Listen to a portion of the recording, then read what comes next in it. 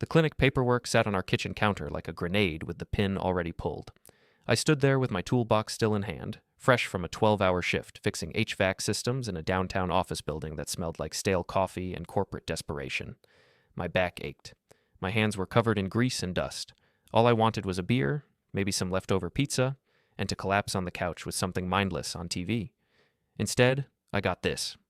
Emily was at the table, her manicured fingers wrapped around a wine glass that was already half empty. She wore her work clothes still, pressed white blouse, dark slacks, heels kicked off under the chair. Her face was blank in that corporate HR way she'd perfected over the years. The mask she wore when she was about to fire someone or deliver bad news to an employee who thought they were safe. The paperwork had the logo of Riverdale Women's Health printed across the top in cheerful purple letters. Below that, in less cheerful black ink, were the test results. I'd read them 3 times already, standing there in the doorway, trying to make the words mean something different than what they obviously meant. Positive for chlamydia. So, I said finally, setting the toolbox down slowly on the floor. It landed with a dull thud that seemed too loud in the silence. Want to explain this? She didn't look up.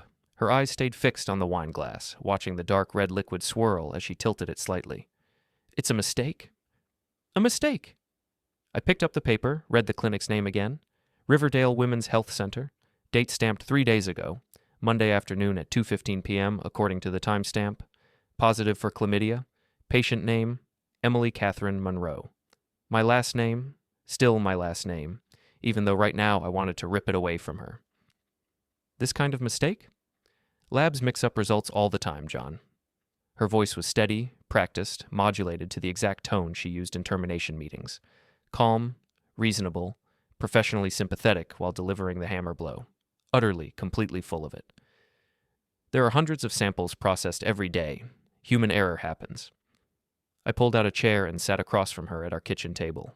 The same table we'd picked out together 7 years ago at that overpriced furniture store downtown. The same table where we'd eaten countless dinners, paid bills, planned vacations that never quite happened because she was always too busy with work. My hands were dirty from the job, grease caked under the nails, oil stains on my work uniform. I felt suddenly very aware of the contrast between us. Her in her executive outfit, fresh from her corner office on the 14th floor where she made 6 figures managing HR for a tech company. Me in my gray work shirt with John embroidered over the pocket, smelling like duct tape and machine oil, making maybe a third of what she did. When did you get tested? I asked. Last week. Why? She finally looked at me. Her eyes were calculating, searching for the right angle of attack, the right deflection. I'd seen that look before, usually when she was strategizing how to handle some office drama. Routine checkup. You know I go every year. Right. I nodded slowly, keeping my voice level. Getting angry wouldn't help. Not yet. I needed information first. Except your annual physical was in March. I remember because you took a half day and we went to that Italian place after. It's October now, 7 months later. She took a sip of wine, buying time. I had some symptoms. I wanted to be safe. Symptoms. The word tasted bitter in my mouth, like chewing on aluminum foil. And you didn't think to mention this to me? Your husband? The person you supposedly share everything with? I didn't want to worry you. That's considerate. I leaned back in my chair, studying her face. 12 years of marriage should count for something. 12 years of waking up next to someone, learning their tells, understanding their patterns. I could read Emily better than anyone else in the world. The way her left eye twitched slightly when she was lying. The way she touched her collarbone when she was stalling for time to think. The way her jaw tightened when she was cornered. She was doing all 3 right now. So if this is a lab mistake, you'll go back and get retested, right? Of course. Tomorrow? She hesitated. Just a fraction of a second, but I caught it. The pause before the lie. I have meetings all day tomorrow, important ones. The Peterson account review, then the quarterly HR assessment with the executives. I can't reschedule. Right, meetings. I stood up, walked to the sink, turned on the water. It ran cold at first, then gradually warmed as I scrubbed at my hands with the pumice soap I kept under the sink. The water turned gray with grime. I focused on the mechanical process of cleaning, scrubbing each finger, under each nail, buying time to think, to process, to figure out my next move. Emily, here's what doesn't make sense. If you thought the test was wrong, why are you sitting here drinking wine and looking like someone canceled your favorite TV show? You should be furious. Calling the clinic, threatening to sue for incompetence, demanding they rerun the test immediately. That's your style. That's what you do when someone messes up your coffee order, let alone accuses you of having an STD. She took a longer sip of wine, nearly drained the glass. I'm processing. Processing. I dried my hands on the dish towel, turned to face her. The kitchen suddenly felt smaller, the walls closer.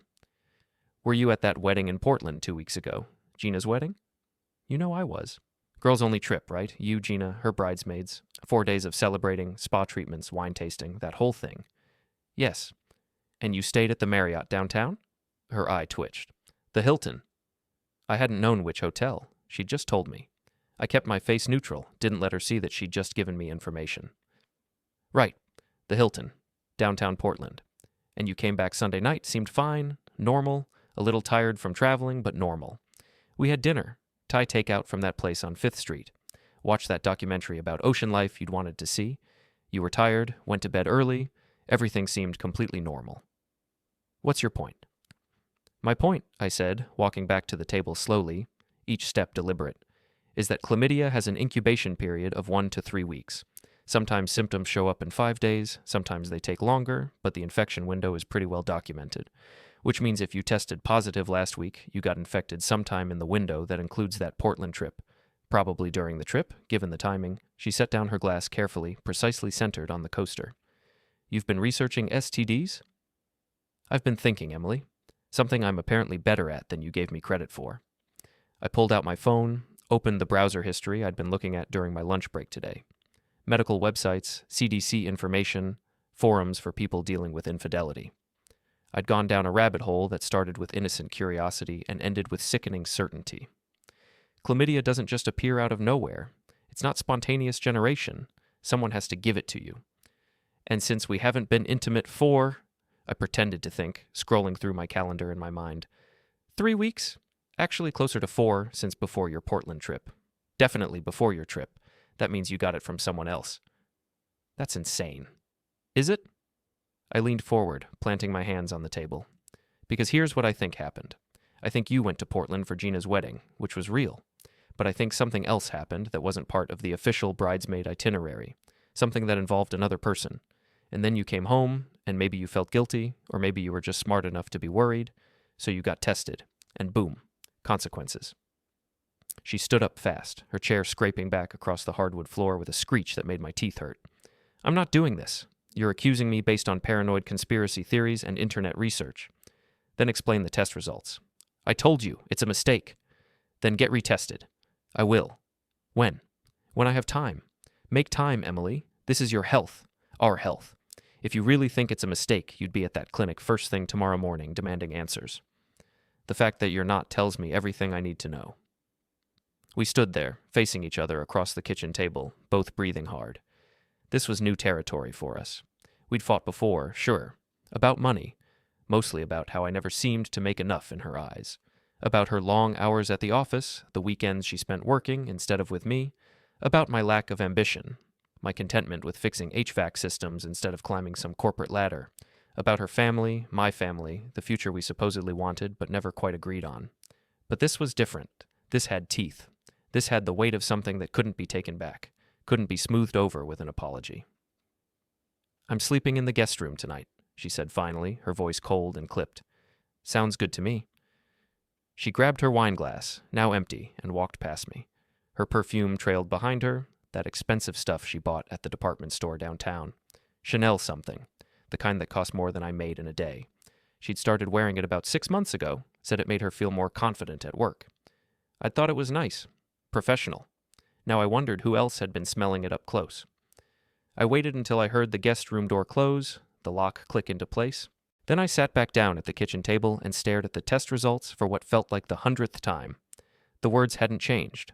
Positive, chlamydia, Emily Catherine Monroe, my wife, my partner, the woman I'd stood in front of our families and friends and promised to love and cherish and be faithful. Something ugly was growing in my chest. Not quite rage yet. More like dark realization. The sense of being played for a fool. Of being the punchline to a joke everyone else was in on except me. I pulled out my phone and opened the Notes app. Started typing. Timeline. March. Annual physical? Emily seemed normal. Spring, summer. Vague memories of her being distant, working late more often. 2 weeks ago, Portland wedding trip, girls only. Last week, STD test, positive result. Tonight, confrontation, deflection, lies. I stared at what I'd written, then added, next steps. Find proof. Get my own test. Figure out who was the part that burned. Someone had done this. Someone had slept with my wife. Someone who probably knew she was married. Someone who didn't care.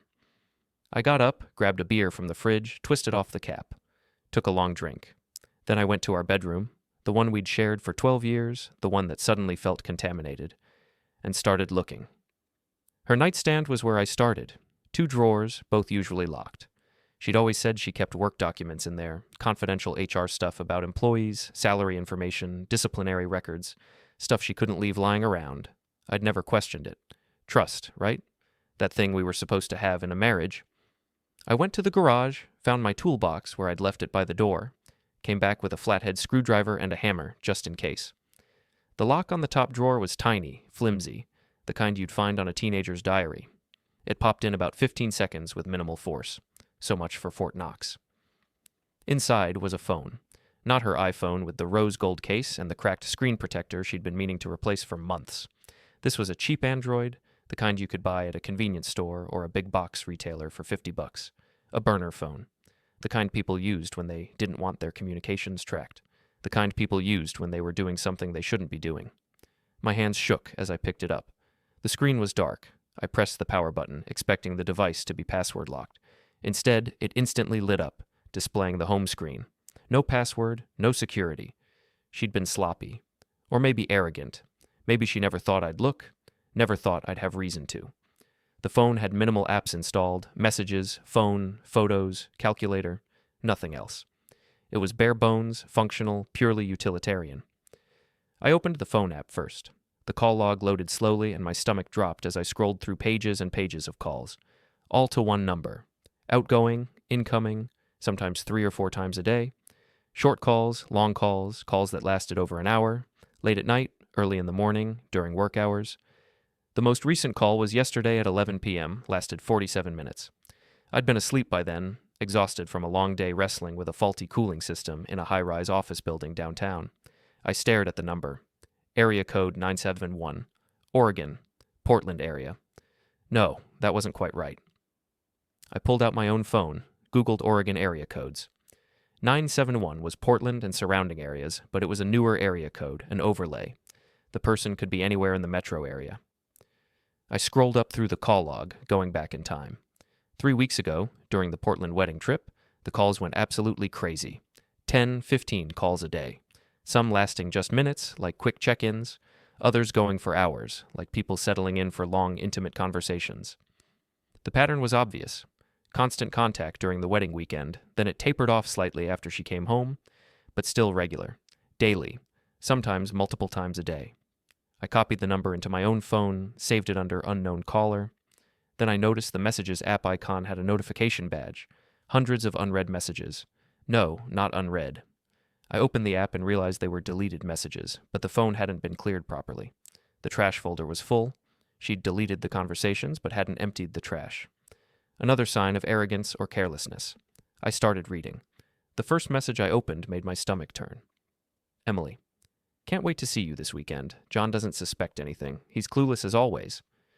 Response? Good. Keep it that way. I'll book us something nice. You deserve better than sneaking around. Emily. I know. Soon. We just need to be patient. Response. I'm not good at patient when it comes to you.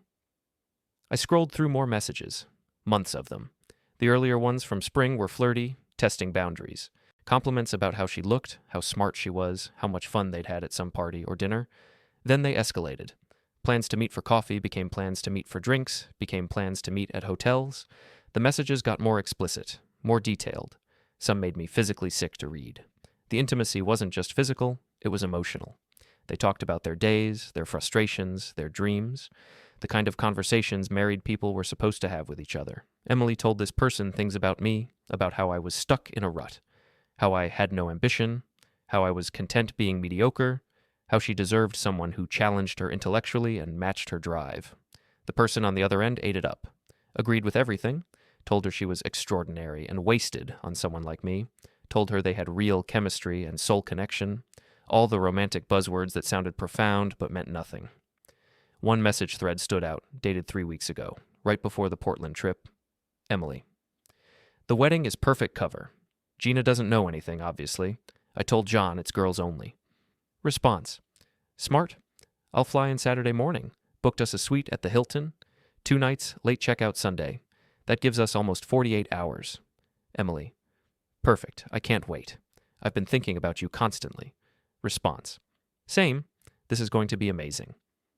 I sat on the bed, our bed, the one we'd shared for over a decade, and tried to process what I was reading, my wife, my partner, the woman I'd built a life with. She'd been planning this, executing it, lying about it, all while maintaining the facade of our marriage, coming home to me, eating dinner with me, sleeping next to me, and the whole time she was thinking about someone else. The rage came slowly at first, a hot prickling at the base of my skull. Then it spread, faster and hotter, until my entire body felt like it was vibrating with fury. I wanted to break something, throw the phone against the wall, storm into the guest room and scream at her until my voice gave out. Make her feel the pain that was currently ripping through my chest like broken glass. But I didn't, because rage is messy. Rage is unpredictable. Rage gets you in trouble, makes you do stupid things that you regret later. And more importantly, rage would give her the upper hand. She'd play victim. Tell people I was unstable, dangerous. Use it against me in the divorce proceedings that were now inevitable. No, I needed to be smarter than that. I took a deep breath, then another. I forced myself to think like an engineer, break down the problem, understand all the components, plan the solution step by step. I had evidence of an affair, months of messages, call logs, but I didn't know who the other person was. The name wasn't in the phone. The messages didn't use names, just terms of endearment. Baby. Love. My heart.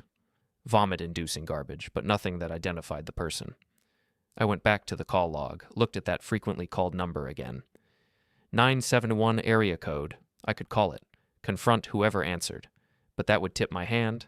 They'd know I knew, and they'd have time to prepare their defense. I scrolled through more of the deleted messages, looking for clues. Then I found it. A message from 2 months ago. Emily. Nick called me at work today. On my real phone. I almost had a heart attack. I told him to only use this number. Nick. This name struck me as alarmingly as a physical blow. Nick. There was only one Nick in our social circle who would have Emily's work number. Only one Nick who'd been around long enough to be that familiar. Nick Patterson. My friend since college. The guy who'd been at our wedding, who'd helped us move into this house, who came to our barbecues and brought expensive wine and told funny stories, who had a wife named Lauren and 2 kids and a good job in real estate and a shiny, perfect life that everyone admired. Nick, who'd apparently been screwing my wife for months. I sat there on the bed, both phones in my hands, her burner and my own, and started laughing. Quietly at first, then louder. The kind of laugh that comes when everything you thought you knew gets flipped upside down and shaken until all the loose change falls out. The kind of laugh that's not about humor, but about the sheer absurdity of it all. My best friend. Of course it was my best friend. Because why would Emily have an affair with some random stranger when she could make it even more devastating by choosing someone I trusted? Someone who'd been part of my life for years? Someone who knew me, knew us, knew exactly how much this would hurt? Emily appeared in the hallway, her face alarmed. She'd changed into pajamas, flannel pants, and an old college t-shirt. No makeup now. She looked younger without it. Vulnerable. What's so funny? I held up both phones, her burner and the one I'd been using to read her messages. Nothing. Just remembered a joke Nick told me once. Her face went completely white. All the blood drained out of it in an instant. Her eyes went wide. Her mouth opened, but no sound came out. Yeah, I said, still laughing, the sound harsh and bitter in the quiet house. That's what I thought. She stepped into the room. John? How long? I asked. Actually, don't bother. I've been reading the messages. Since at least March. Probably longer. Maybe it started last year? I saw mentions of someone named Tyler, too. And David. How many, Emily? How many people have you been sleeping with behind my back? It's not what you think. It's exactly what I think. You've been having an affair with my friend. Multiple affairs, apparently, using a burner phone, meeting at hotels, lying to me for months, and I was so stupid, so trusting, so completely clueless, that I never suspected a thing. I can explain. No, I stood up, still holding both phones. You can't. There's no explanation that makes this okay. No story that makes this hurt less. You did this. You chose this. Over and over again. Every text, every call, every hotel room, every lie. Those were all choices you made. She took a step closer. John, please, I made mistakes. I'm sorry, but we can work through this. We can go to counseling. We can nothing. We're done. This marriage is over. You don't mean that. I've never meant anything more in my life. She stared at me, tears starting to form in her eyes.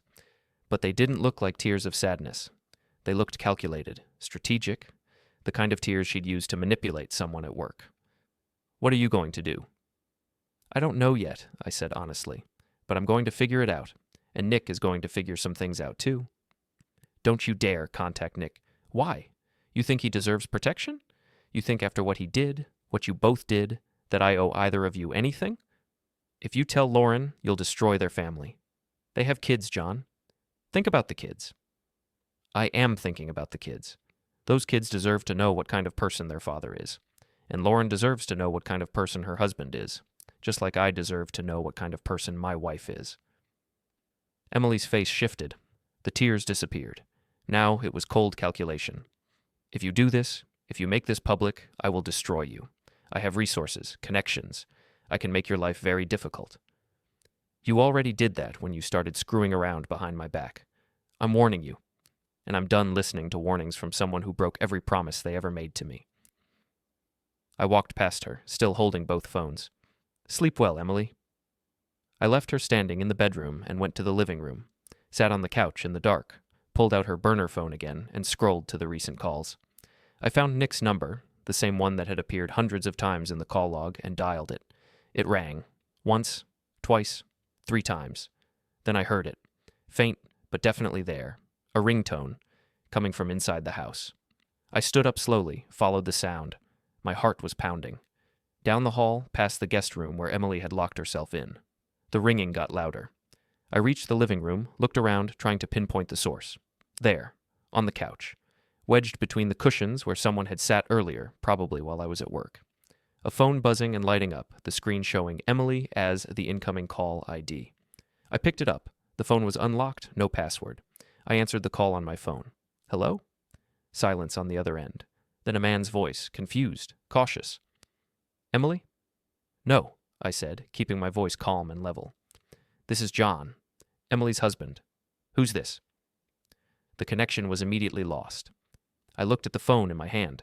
It was still unlocked, showing the call screen. I went to the contacts. Only one saved. Emily, with the heart emoji. I went to the call log. Same number I'd seen on Emily's burner. Pages and pages of calls between these two phones, mirror images of each other. A conversation that had been happening right under my nose for months. Then I checked the messages on this phone. The texts between Emily and the phone's owner, and there, in the most recent messages, I saw a name attached to this number in one of the replies where the person talked about himself in third person. Nick can't wait to see you tomorrow. Nick Patterson. Confirmed. I sat back down on the couch, both burner phones in my hands now, and the laughter came back. Harder this time, longer, the kind that hurts your ribs and makes your eyes water, the kind that's not about joy, but about the cosmic joke of it all. My wife and my best friend, the 2 people I trusted most in the world outside of my own family, the 2 people who were supposed to have my back. And they'd been going behind my back for months, laughing about how clueless I was, planning their secret weekends, building their little fantasy world while I fixed air conditioners and came home every night thinking everything was fine. Emily appeared in the living room doorway. What are you doing? I held up both phones, Nick's and hers. Nothing, just making some connections, solving a puzzle. You know how I am with mechanical problems. Turns out I'm pretty good with relationship problems too, once I have all the pieces. Her face went white again. That's Nick's phone. Yeah, he left it here, on our couch, which means he was here, in our house, while I was at work. How many times, Emily? How many times did you bring him into our home? She didn't answer. That's what I thought. I stood up, walked toward her. She backed up instinctively. Here's what's going to happen. I'm keeping both these phones, evidence. I'm also going to get tested for STDs tomorrow, since apparently I need to now, and then I'm going to figure out exactly how to make both of you pay for what you did. John, you're scaring me. Good. Be scared. Because I spent 12 years being the nice guy, the understanding husband, the one who didn't ask questions when you worked late or went on weekend trips, the one who trusted you. That person is gone now.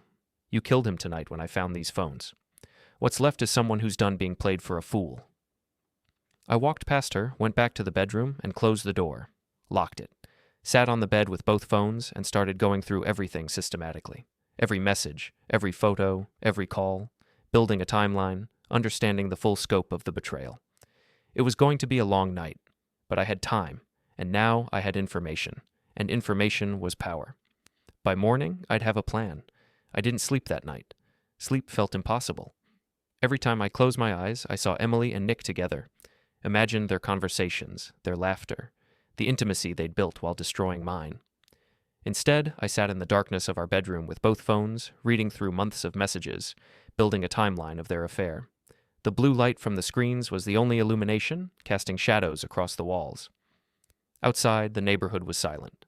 3 a.m. became 4 a.m. became 5 a.m. Time lost meaning. The affair had been going on since at least March, maybe longer. The early texts from February were flirty but deniable, compliments that could be explained as friendly banter between old acquaintances. By March, they'd crossed every line that mattered. The messages got explicit, plans were made, hotels were booked, a whole secret relationship existed in parallel to our marriage. Emily stayed in the guest room. I could hear her moving around occasionally. The creak of floorboards, water running, the soft sound of her crying at one point, though I felt nothing about it.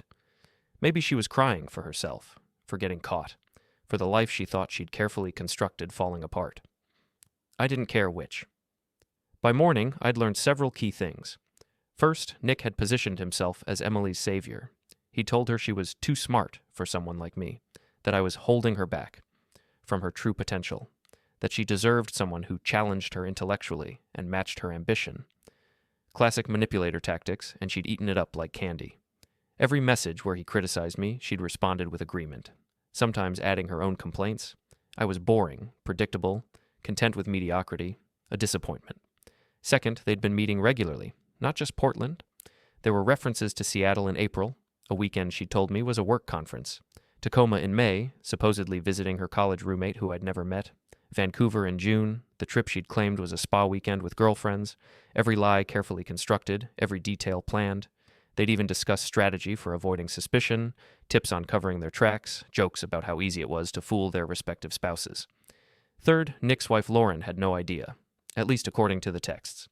Emily and Nick both made jokes about how clueless their spouses were.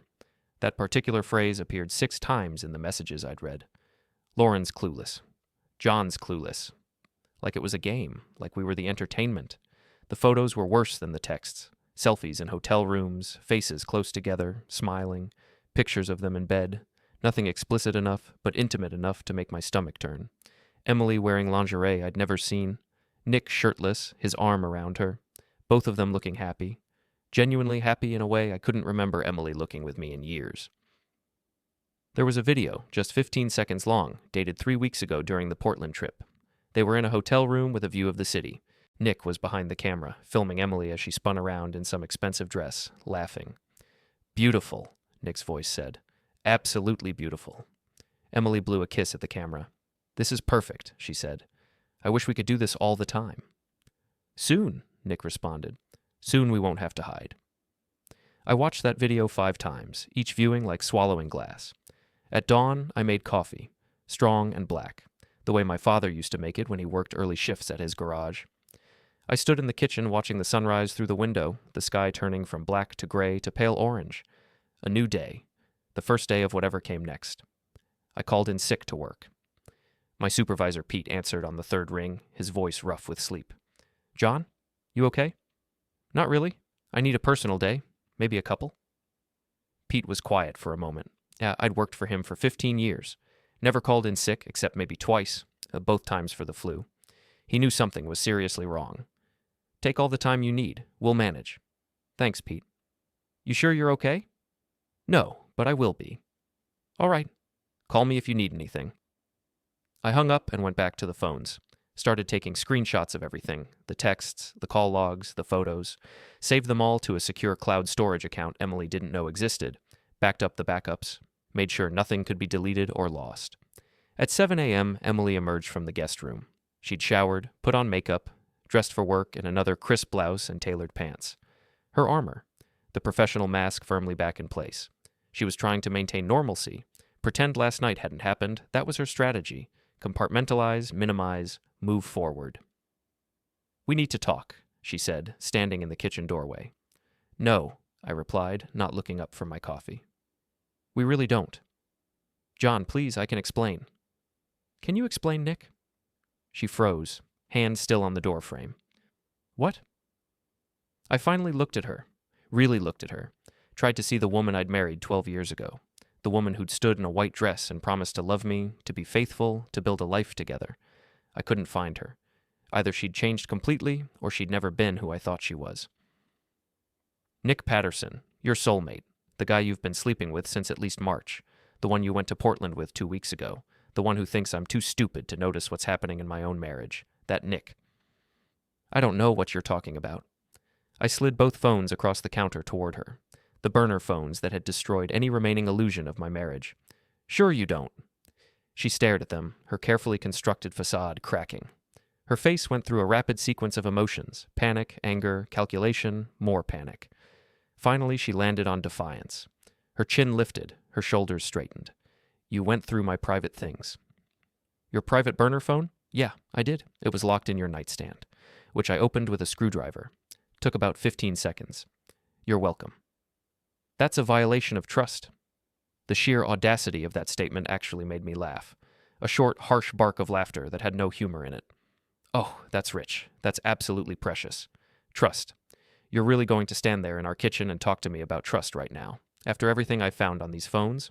After months of lies? After screwing my friend behind my back? You're going to lecture me about trust?" She grabbed both phones, held them like they were weapons she could use against me. "This is none of your business. You're my wife. It's literally all my business. We can work through this. Couples survive infidelity all the time. There's therapy, counseling. We can..." "No. John, please. I made a mistake. It was just physical. It doesn't mean anything in the larger context of our relationship. Stop." I held up my hand. "Just stop. Don't insult me further by pretending this was just physical. I read the messages, Emily. All of them. You told him you love him. You talked about leaving me. You planned a whole future with him. You shared things with him that you never shared with me. So don't stand there and tell me it was just physical or it doesn't mean anything. Okay, fine. It was more than physical. But it doesn't change what we have. Our history, our life together. What we had, I corrected. Past tense. And what we had was based on a lie. On me trusting you while you were betraying me. I never stopped loving you. You gave me an STD, Emily. My voice rose, the anger finally breaking through the calm facade I'd been maintaining. Or did you forget that detail? You cheated on me, didn't use protection apparently, got infected with chlamydia, brought it home to me, and now I get to go get tested and pray I don't have something worse. That's what your love looks like. She set the phones down on the counter, carefully, like they might explode. When she looked at me again, something had shifted in her expression. The mask had fully slipped. This wasn't the polished HR executive anymore. This was something colder. Something that had probably been there all along, hidden under the surface. "Fine. You want me to be honest? I'll be honest. I've been unhappy for years, John. Years. You're stuck in the same job, the same boring routine, the same mediocre life. You have no ambition, no drive. You're content to just exist. To fix air conditioners and come home and watch TV and do the same thing every day. Nick makes me feel alive. He challenges me. He wants more from life. He matches my energy." I stared at her, this stranger in my kitchen. "Who are you?" "I'm someone who deserves more than this." She gestured around the kitchen, at our house, at our life, like it was garbage. "I'm someone who's tired of pretending to be satisfied with mediocrity. Nick's married. So are you. Nick has kids. That's his problem to deal with. Jesus Christ, Emily. Listen to yourself. You don't even sound human anymore. You sound like a sociopath." "I sound like someone who's finally being honest about what they want." "And what you want is to destroy multiple lives because you're bored? That's your grand justification?" She grabbed her purse from the counter, her movements sharp and angry. "I'm going to work. We'll discuss this tonight like adults." "No." I said firmly. We won't. She paused, hand on the doorknob, and turned back. What does that mean? It means I'm done being the clueless husband, the joke, the punchline. You two had your fun, made your plans, laughed at how stupid I was. Now it's my turn. Her eyes narrowed. Don't do anything stupid, John. Too late for that. I married you.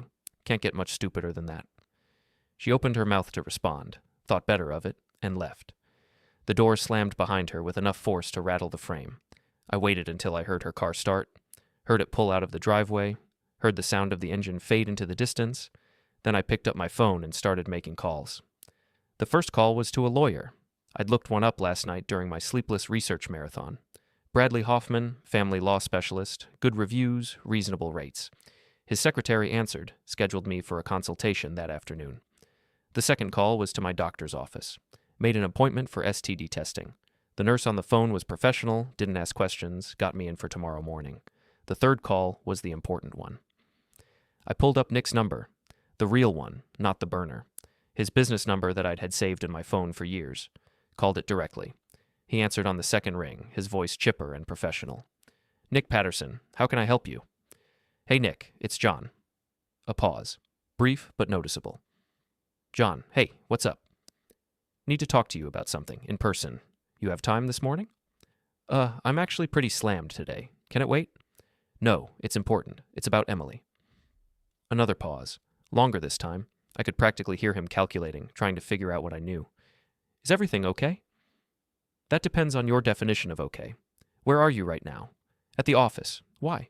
Stay there. I'm coming by. John, I really don't think... I hung up. Let him sweat. But I didn't go to Nick's office. Not yet. First, I had another visit to make. I drove across town to Lauren's house. Nick and Lauren lived in a nice neighborhood, the kind with manicured lawns and two-car garages and HOA regulations about fence heights. Their house was a two-story colonial with white siding and black shutters. American dream aesthetic. From the outside, everything looked perfect. Just like my house looked perfect from the outside. I parked in the driveway and sat for a moment, gathering my thoughts. This was it. The moment where I blew up not just my life, but potentially hers too. The moment where I went from victim to active participant in whatever came next. I got out of the truck and walked to the front door. Rang the bell. Lauren answered after a moment. She was in yoga pants and an oversized sweatshirt, her dark hair pulled back in a messy ponytail. No makeup. She looked tired. Behind her, I could hear the sound of children arguing over something, their voices high and sharp. John? She seemed genuinely surprised to see me. Is everything okay? No, I said. Can we talk? Privately? Her expression shifted immediately. Concern, then something else. Wariness, like she sensed this wasn't a social call. Come in. She led me through the entryway into the kitchen, yelling over her shoulder, Kids, take it upstairs, and whoever's fighting better stop before I confiscate all the tablets. The arguing stopped, replaced by the thunder of small feet on stairs. Lauren poured 2 cups of coffee without asking if I wanted one, then sat across from me at a small breakfast table by the window. What's going on? She asked, her voice carefully neutral. I pulled out Nick's phone, the burner he'd left at my house, slid it across the table to her. I found this at my house last night. Your husband left it on my couch. She picked it up slowly, looked at the screen. Recognition flickered across her face. This is Nick's old phone. He said he lost it months ago. Said it probably fell out of his gym bag or something. He didn't lose it. He's been using it as a burner phone. To call my wife. A lot. Lauren set the phone down carefully, like it had suddenly become fragile. Or dangerous. What are you saying? I'm saying Emily and Nick have been having an affair. Since at least March, probably longer. They've been using burner phones to coordinate, meeting at hotels, taking trips together. The whole thing. I found Emily's burner phone last night in her nightstand, saw all the texts, all the call logs. Then I called Nick's number from her phone, and his phone rang in my living room, which means he'd been there, at my house, while I was at work. Lauren's hands tightened around her coffee mug. Her knuckles went white. That's not possible. I wish it wasn't. I pulled out my own phone, showed her some of the screenshots I'd taken. Enough to prove the affair. Not so much that it felt cruel. Messages clearly from Emily talking about meeting Nick, photos of them together that were obviously intimate, call logs showing hundreds of calls between the 2 burner phones. I'm sorry, I know this isn't what you want to hear, but you deserve to know the truth. She scrolled through the images, her jaw getting tighter with each one. Her eyes were dry, but I could see the anger building behind them. When she finished, she set both phones down very carefully and sat back, eyes closed. "How long have you known?" "Since last night." Emily came home with STD test results. Everything unraveled from there. "STD?" Lauren opened her eyes, and there was something fierce in her expression now. Something that hadn't been there before. "He gave me chlamydia 3 months ago. Came home from a business trip, and within a week I had symptoms. Got tested, came back positive. He acted shocked, said he'd never cheated, that he didn't know where it came from, said maybe it was from a dirty towel at the gym, or maybe I'd gotten it from a toilet seat, or maybe the lab made a mistake.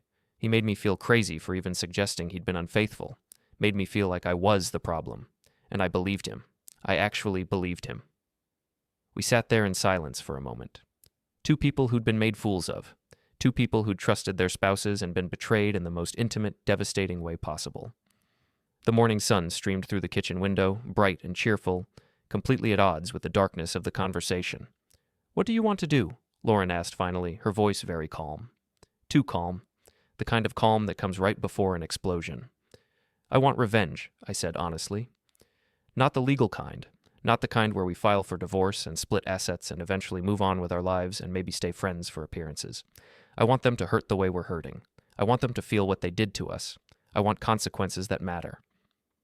Lauren studied me for a long moment, really looked at me like she was evaluating whether I was serious, whether I was stable, whether I was someone she could trust. "That's not very mature." "Maturity is overrated." A small smile crossed her face. Just a flicker, but it was there. Dark and cold. "What did you have in mind?" "I don't know yet, but I figure 2 heads are better than 1. You know Nick's life, his work, his friends, his routines, his vulnerabilities. I know Emily's. Between us, we can make this hurt in all the ways that matter." "Hurt how?" "Socially, professionally, emotionally, every way possible. I want them to lose things that matter to them, their reputations, their jobs, their sense of security. I want them to understand that actions have consequences." She considered this, her fingers tapping thoughtfully on the table. Then she picked up Nick's burner phone again, turned it over in her hands. "I have access to Nick's iCloud account. He doesn't know. I set it up years ago when he was traveling a lot for work, and I was worried about emergencies. Wanted to be able to track his location if something happened. I've never used it for anything else. I respected his privacy. But now we can see everything," I finished. "Now we can see everything." She looked at me directly, and there was steel in her voice now. Determination. "I want in. Whatever you're planning, whatever this becomes, I want in. They did this to both of us. They deserve whatever's coming. Even if it gets messy? Especially if it gets messy." I raised my coffee cup. "Partners?" She clinked hers against mine, and the sound was like a bell tolling. "Partners." Over the next 2 hours, Lauren and I sat at her kitchen table and built our strategy. She opened her laptop, logged into Nick's iCloud account, and showed me everything. His photo library backed up automatically, his text messages from his main phone, his location history. The man had been completely unaware that his entire digital life was being recorded and saved. The Portland trip was documented in excruciating detail. Hotel selfies showing the Hilton room number in the background, restaurant photos with Portland landmarks visible, intimate pictures that made my stomach turn, Emily and Nick in bed together, sheets tangled around them, both smiling at the camera. Emily's face was clearly visible in several. She was laughing in one, looking directly at Nick with an expression of pure joy. "Who took these pictures?" Lauren asked, her voice tight with controlled fury. "Timer, probably, or they took turns. Does it matter?" "I suppose not. They just look so happy." "They won't be for long." Lauren scrolled further back through the photo archive. "There's more. Seattle in April. Look, there's the Space Needle in the background of this restaurant shot. Tacoma in May, they're at Point Defiance Park. Vancouver in June, they're standing in front of that steam clock in Gastown. Every trip Emily told you was for work or friends. Every trip Nick told me was for business or guy time. They were together, planning it, documenting it, like it was some grand romantic adventure." "They were arrogant," I said. "They thought they were smarter than us, thought we'd never find out. They were right for a long time. Not anymore." She continued scrolling, pulling up more evidence. Text messages from Nick's main phone to his buddies, making excuses for missing poker nights or golf outings because he had family stuff. Meanwhile, according to his location history, he was at hotels across the state. Calendar events labeled as dentist appointment or client meeting that corresponded exactly with Emily's supposed work conferences. He's been so careless, Lauren said, shaking her head. Or maybe just confident. Overconfident. That's going to be their downfall. We pulled up his work calendar. Nick worked in real estate, specializing in commercial properties. High-end stuff, big commissions, lots of client schmoozing. His reputation was everything in that business. Trust, reliability, professional integrity. What's his biggest vulnerability? I asked. His business. He's spent years building his client base. His network. One ethics violation, one hint of impropriety, and it all falls apart. Real estate is based on relationships and trust. If people think he's unreliable or dishonest in his personal life, they'll wonder about his professional life too. That's why we did it there. How? I thought about it. Anonymous complaints. Nothing we can't prove, nothing explicitly false, just suggestions, reports of missed appointments, questions about property valuations, reviews from clients expressing concerns. Lauren nodded slowly. That could work, and I know his boss. His company has a strict ethics code. They take complaints seriously. What about Emily? I asked. Lauren smiled, and it wasn't a nice smile. It was the smile of someone who'd been wronged and was ready to get even. Oh, I've got plans for Emily. But first, we need to establish dominance. Show them we're in control. Make them paranoid. That starts with something small but personal. Like what? Nick's car. His precious BMW. He's obsessed with that thing. Washes it every weekend. Parks it away from other cars to avoid door dings. Treats it better than he treats our kids. What about it? Phase 2 of our plan involves making him feel unsafe. Making him realize that his comfortable life isn't so comfortable anymore. Starting with his prized possession. You want me to vandalize his car? Not me. You, anonymously. Maybe at his office where there's high traffic. Just a few scratches. Nothing too obvious. Enough that he notices, but not enough that it's clearly targeted. Yet.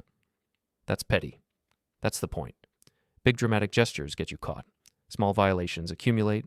They create paranoia. They make people second-guess everything. And when Nick starts feeling unsafe, when he starts jumping at shadows, he'll make mistakes. And we'll be there to capitalize on them. I considered this. Keying someone's car was juvenile, childish, the kind of thing teenagers did when they were angry. But it was also effective. It was personal without being traceable. It would get under his skin. What if there are cameras? I asked. I already checked. I looked up his office building on Google Maps, found the property management company, called pretending to be a concerned tenant, asking about security features. They have cameras at the main entrances and the lobby, but not in the parking lot. Budget cuts last year. If you approach from the side street and park away from the building, you'll be invisible. You've really thought this through. I've had a lot of time to think. A lot of nights lying awake next to my husband, wondering why he seemed so distant, why he was always tired, why he didn't want to be intimate anymore. Turns out he was saving his energy for your wife. So yeah, I've thought about this. I've thought about it a lot. We spent another hour going through the rest of her plan. She'd created a spreadsheet, color-coded with timelines and risk assessments. It was thorough, almost frighteningly so. Phase 1, information gathering, already complete. Phase 2, personal violations. Small things that would create paranoia without being obviously connected to us. The car, anonymous calls to his office, weird things happening that he couldn't explain. Phase 3, social exposure, carefully leaked information to keep people in their social circle, nothing so obvious that it screamed affair, but enough to plant seeds of doubt, make people start asking questions. Phase 4, professional consequences. Anonymous reports to Emily's HR department, complaints about Nick's business practices, nothing we couldn't back up with evidence, but damaging enough to create serious problems. Phase 5 through 7 got progressively more aggressive, each building on the foundation of the previous phases. By the end, if everything went according to plan, both Emily and Nick would be isolated, professionally compromised, and socially destroyed. This is going to take months, I said, looking at the timeline. Yes. And it might not work. It'll work, because they're arrogant. They think they're smarter than us. They think we'll just accept what happened, file for divorce, split things up civilly, and move on. They think we're weak. What if they fight back? Lauren closed her laptop and looked at me directly. Then we fight harder. I'm done being the understanding wife, the one who makes excuses, The one who puts everyone else's needs before her own. They wanted a war. They've got one. I looked at this woman I barely knew. This person who until an hour ago had been just Nick's wife in my mind, and saw someone who'd been pushed past her limit. Someone who'd discovered that the life she thought she had was a lie, and instead of crumbling, she'd gotten angry. Sharp. Dangerous. "When do we start?" I asked. "Tonight. You handle the car. I'll handle the next part." "What's the next part?" She smiled again. "Trust me, it'll be perfect."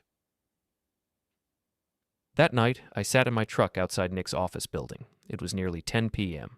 The lot was mostly empty, just a few cars belonging to people working late or security staff. Nick's BMW sat under a lamppost in his usual spot, gleaming silver under the artificial light, pristine and perfect. I'd come prepared. Baseball cap pulled low. Dark jacket I'd bought that afternoon at a thrift store. Nothing from my regular wardrobe. Gloves, a screwdriver, and a small set of keys from the hardware store, bought with cash. Nothing traceable. I felt like a criminal. I was a criminal. This was vandalism, property destruction. If I got caught, I'd be arrested. But I wasn't going to get caught. I sat there for another 10 minutes, watching the building. No movement, no security patrols. Just the quiet hum of the city at night. I got out of my truck, pocketed the tools, and walked across the lot. Not directly. I circled around, staying in shadows, approaching from an angle where the building's cameras couldn't see. Lauren had been right about the layout. The cameras focused on the entrances, not the parking spaces. Nick's BMW sat there, perfect and unmarked, his pride and joy. The car he'd bought last year, bragging about the German engineering and the premium sound system. The car he'd probably driven to hotels to meet my wife.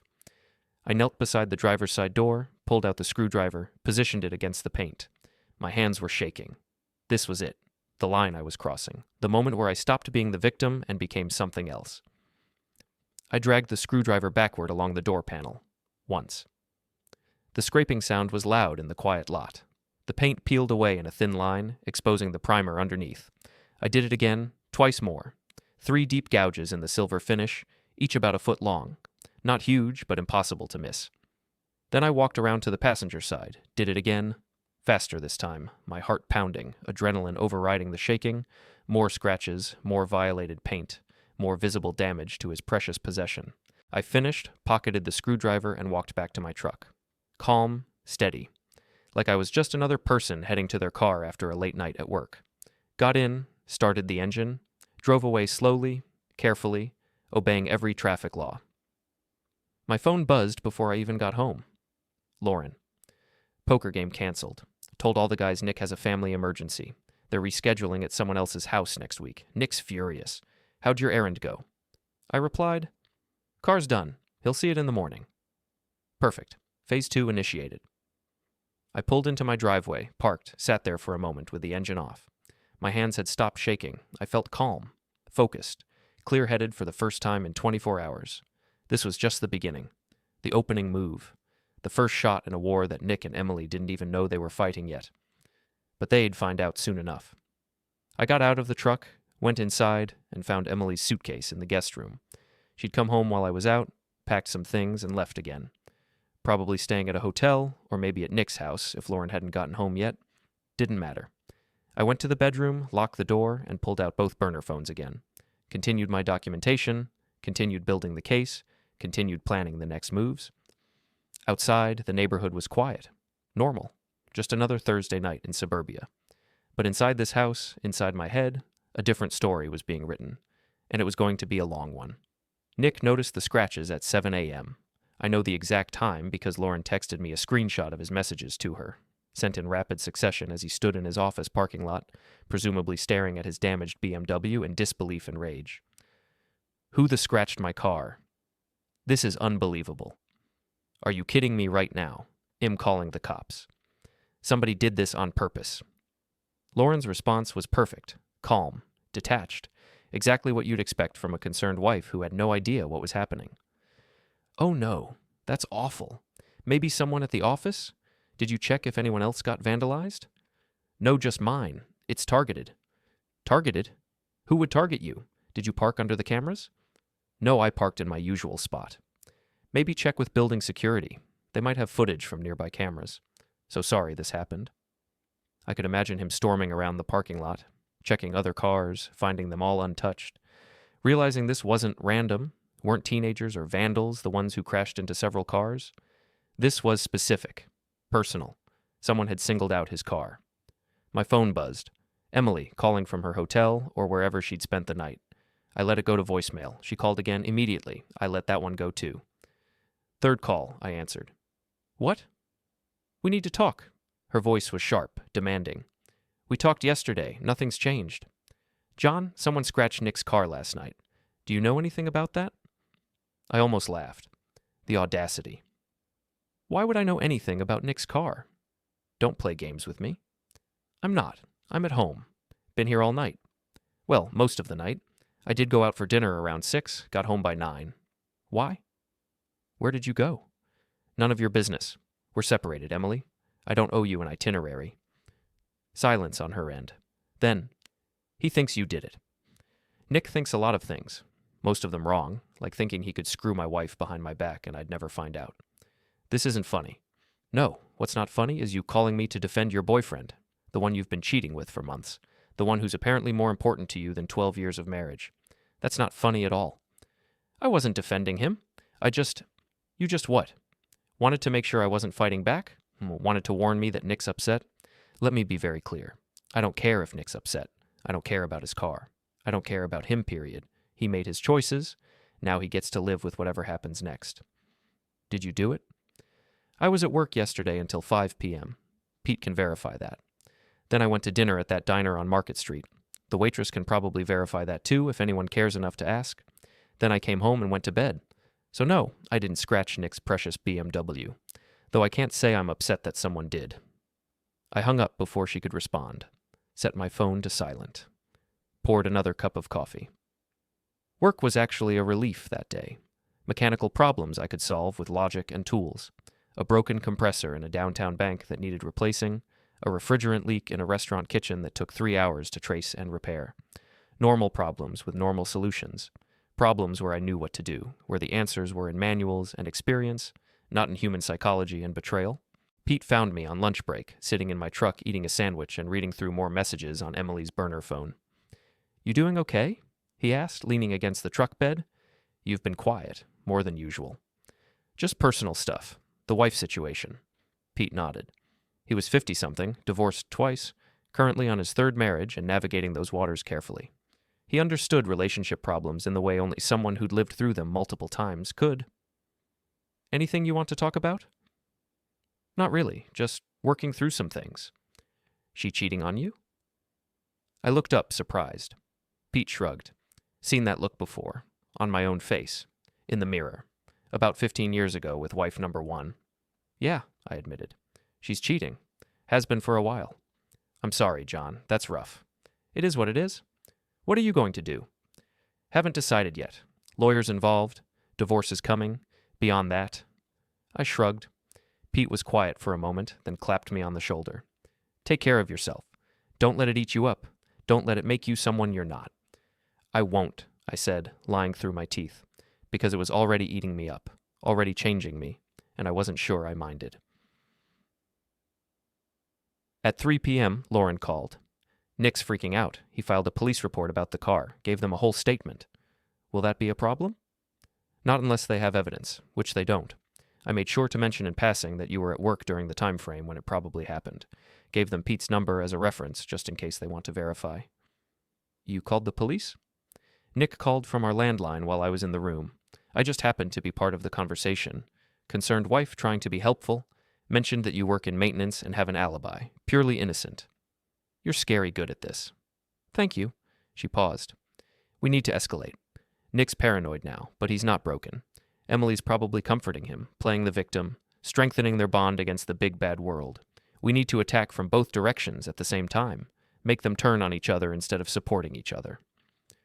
How? I've got an idea. Can you meet me tonight? 7 p.m. That coffee shop on Washington Street. I'll be there. The coffee shop was busy for a weekday evening. People on laptops finishing work, students studying, couples having quiet conversations. Lauren was already there when I arrived, sitting in a corner booth away from the crowds. She'd brought her laptop. Thanks for coming, she said as I sat down. What's the plan? She opened her laptop, turned it so I could see the screen. We're going to use social media against them. Specifically, we're going to get someone from the Portland wedding to post a photo. Something innocent on the surface, but damaging underneath. How? There was a bridesmaid at Gina's wedding, Melissa Rogers. She's friends with me on Facebook and Instagram. We've met a few times at parties. I'm going to message her, tell her I'm putting together a scrapbook for Gina as a late wedding gift, ask if she has any photos from the wedding weekend she could share. And she'll just send them? People love to share photos, especially when it's framed as helping with something nice. She'll send me dozens, probably. Then I'll identify the ones that show Emily and Nick together. Not doing anything overtly, just being close, laughing together, looking intimate, and then I'll post one publicly. Tag them both. Let people draw their own conclusions. They'll say it's innocent, that they're just friends. Maybe. But people aren't stupid. They'll see the body language. They'll remember other times they've seen Emily and Nick together. Seeds of doubt will be planted. And once people start questioning, once the rumors start, they don't stop. That's how social destruction works. One photo, one question, then it spreads. I thought about it. What if Melissa doesn't send the photos? Then we move to plan B, but I don't think that'll be necessary. She was posting constantly during the wedding weekend. She's one of those people who documents everything. She'll have hundreds of photos. Lauren drafted the message right there. Let me read it before sending. Hey, Melissa. Hope you're doing well. I'm putting together a surprise photo album for Gina as a late wedding present, collecting pics from the Portland trip.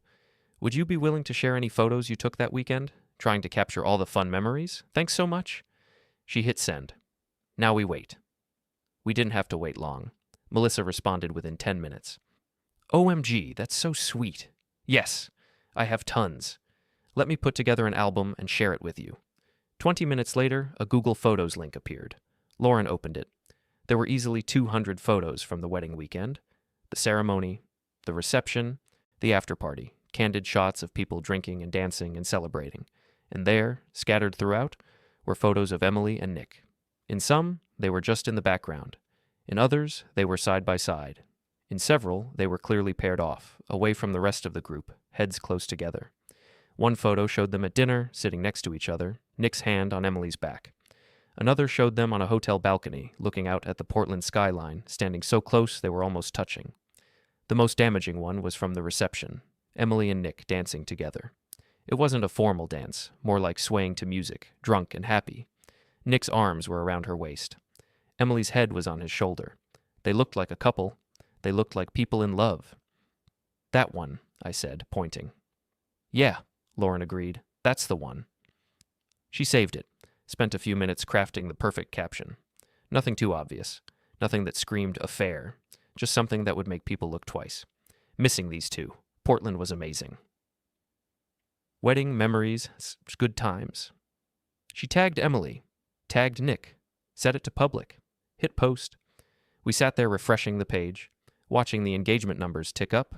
Likes, comments, shares. Within minutes, people were responding. Aw, cute pic. Didn't know Emily and Nick were such good friends. You guys look cozy. Great picture. Who's Nick? Is that Emily from John's Emily? That last comment came from someone I recognized, a mutual friend who knew both me and Nick, someone who'd been to our house for parties, someone who was now looking at this photo and seeing what I saw. Emily's response came fast, too fast. LOL, just friends, fun weekend. Miss you, Melissa? Nick didn't comment at all. Smart or cowardly. Probably both. More comments trickled in over the next hour. Most were innocent, but a few were pointed, questioning, especially after Emily's overly enthusiastic denial. Just friends, but you're practically glued together in this pic. Interesting? John, have you seen this? That last one was directed at me, from another mutual friend. I didn't respond. Let them wonder. Lauren closed her laptop, looking satisfied. Phase 3 initiated. The seed is planted. Now we let it grow.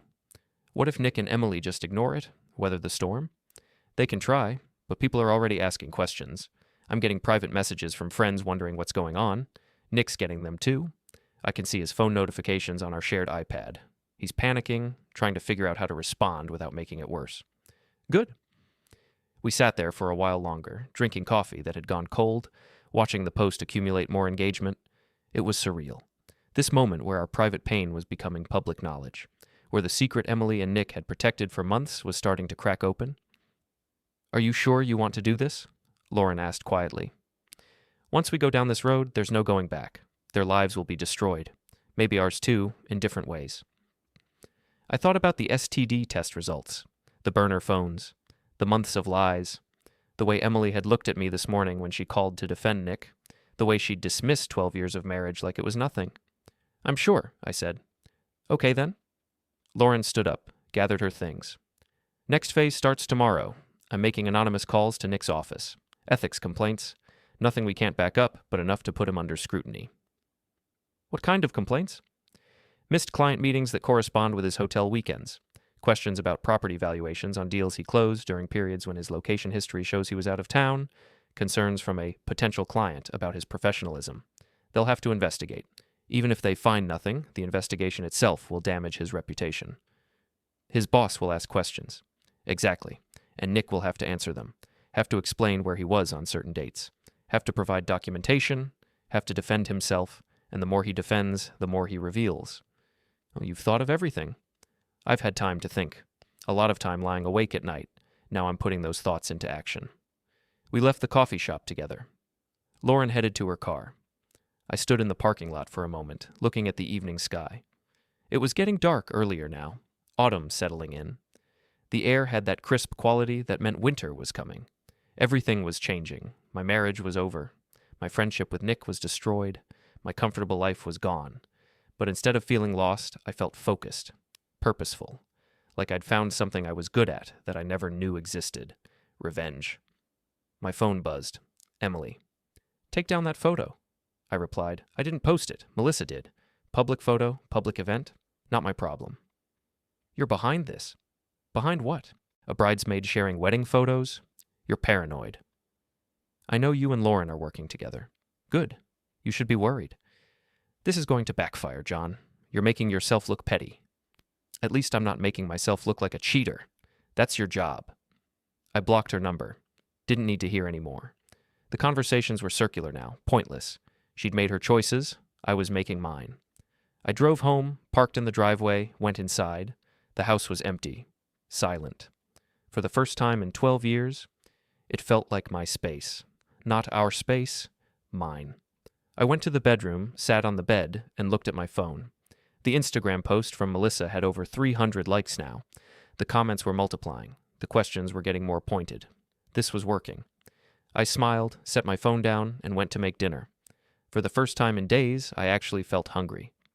The weekend came. Emily didn't come home. She'd sent a text Friday afternoon before I blocked her, saying she was staying with a friend. I didn't ask which friend, didn't care. The house was mine now, and I was starting to appreciate the solitude. Saturday morning, Lauren called. Nick's company called him in for a meeting Monday morning. Ethics review, anonymous complaint about inappropriate business practices. Already? That was fast. His company takes complaints seriously. They have to. Real Estate Licensing Board has strict rules. One ethics violation can cost them their license, and that would destroy the business. So they investigate everything. What did the complaint say? That a potential client had concerns about a property valuation. Said the numbers didn't match other comparable sales. Asked if Nick was properly representing client interests or just trying to maximize his commission. Very carefully worded. Nothing explicitly false, just raising questions. Will they find anything? Maybe, maybe not. But that's not the point. The point is Nick now has to sit in a room with his boss and colleagues and defend himself. Has to pull files, has to explain his methodology, has to justify decisions he probably doesn't remember making, and the whole time he'll be sweating, worrying, wondering if this is just the beginning. How's he handling it? Poorly. He's been on his laptop all weekend, pulling up old files, reviewing deals. He's stressed, snapping at the kids, barely eating. I asked him what was wrong, and he said it was just work stuff. Didn't mention the ethics complaint. Keeping secrets from me, just like always. You think he'll mention Emily? No. That would require explaining why he's under scrutiny. He's too proud for that. He still thinks he can handle this. Fix it. Make it go away. He doesn't realize we're just getting started. After we hung up, I spent the morning cleaning the house. Deep cleaning, the kind where you move furniture and scrub baseboards. It felt good, therapeutic, like I was purging Emily's presence from every room. Around noon, my phone rang. Unknown number. I almost didn't answer, but curiosity won. Hello? Is this John Monroe? A woman's voice, professional. Yes. This is Detective Sarah Williams with the City Police Department. I'm calling about a vandalism report filed by Nicholas Patterson. Your name came up in the investigation. My heart rate spiked, but I kept my voice calm. Okay? Mr. Patterson's vehicle was damaged Thursday night between the hours of 6 p.m. and 10 p.m. in his office parking lot. We're interviewing people who might have information. Can you tell me where you were Thursday evening? I was at work until 5 p.m. My supervisor can confirm that. Then I went to dinner at the diner on Market Street. Got there around 6, left around 7:30. Then I went home. Can anyone verify you were at the diner? The waitress, probably. I sat at the counter. Paid with cash, but she might remember me. I'm there a lot. And after you left the diner? I went home. Got there around 8. Stayed in the rest of the night. Can anyone verify that? No, I live alone now. My wife and I are separated. I see. The detective's voice was neutral, giving nothing away. Mr. Patterson seems to believe you might be involved. Mr. Patterson is sleeping with my wife. Has been for months. I found out this week. So yeah, he probably thinks I'm behind every bad thing that happens to him right now. A pause. Are you? Am I what? Involved in vandalizing his car? No, like I said, I was at work, then dinner, then home. But am I happy that someone scratched his BMW? Can't say I'm crying about it. Mr. Monroe, I need to be clear. If you're involved in any harassment or vandalism directed at Mr. Patterson, that's a crime, even if he wronged you personally. I understand, and I'm telling you I wasn't involved. But if other bad things happen to him, if his life starts falling apart, that's not because I'm doing anything illegal. That's because actions have consequences. He made choices. Now he gets to live with them. Another pause, longer this time. All right. Thank you for your time, Mr. Monroe. We'll be in touch if we have more questions. Sure, happy to help. I hung up, hands shaking slightly. That had been closer than I liked. But I'd been careful. My alibi was solid. The waitress at the diner would remember me. I'd made sure to chat with her, tip well, be memorable. Pete would confirm I'd been at work. There was no evidence connecting me to Nick's car. I texted Lauren. Police called, asked about the car. I gave them my alibi. We're good. She replied, Same here. They called me too. I told them Nick's been under stress lately. Work problems. Maybe he made enemies. Suggested they look into disgruntled clients. You're a natural at this. I'm motivated. That evening, I did something I hadn't done in weeks. I went out. Not to a bar or a restaurant. To a gym. Needed to burn off the nervous energy that had been building since the detective's call. The gym was busy for a Saturday night. People working off weekend brunch, couples doing partner workouts. I found a treadmill in the corner, put in headphones, and ran. Just ran. Let my mind empty. Let my body take over. I was 20 minutes in when I saw him. Nick. He was across the gym, doing weights. Hadn't seen me yet. He looked terrible. Even from a distance, I could see the stress. His shoulders were tight. His movements were jerky, aggressive. He was lifting too much weight with bad form, driven by emotion rather than exercise. I kept running, watching him. He finished his set, grabbed his water bottle, and headed toward the locker room. Walked right past my treadmill without noticing me. I waited 2 minutes, then followed. The locker room was empty except for him. He was at his locker, back to me, grabbing a towel.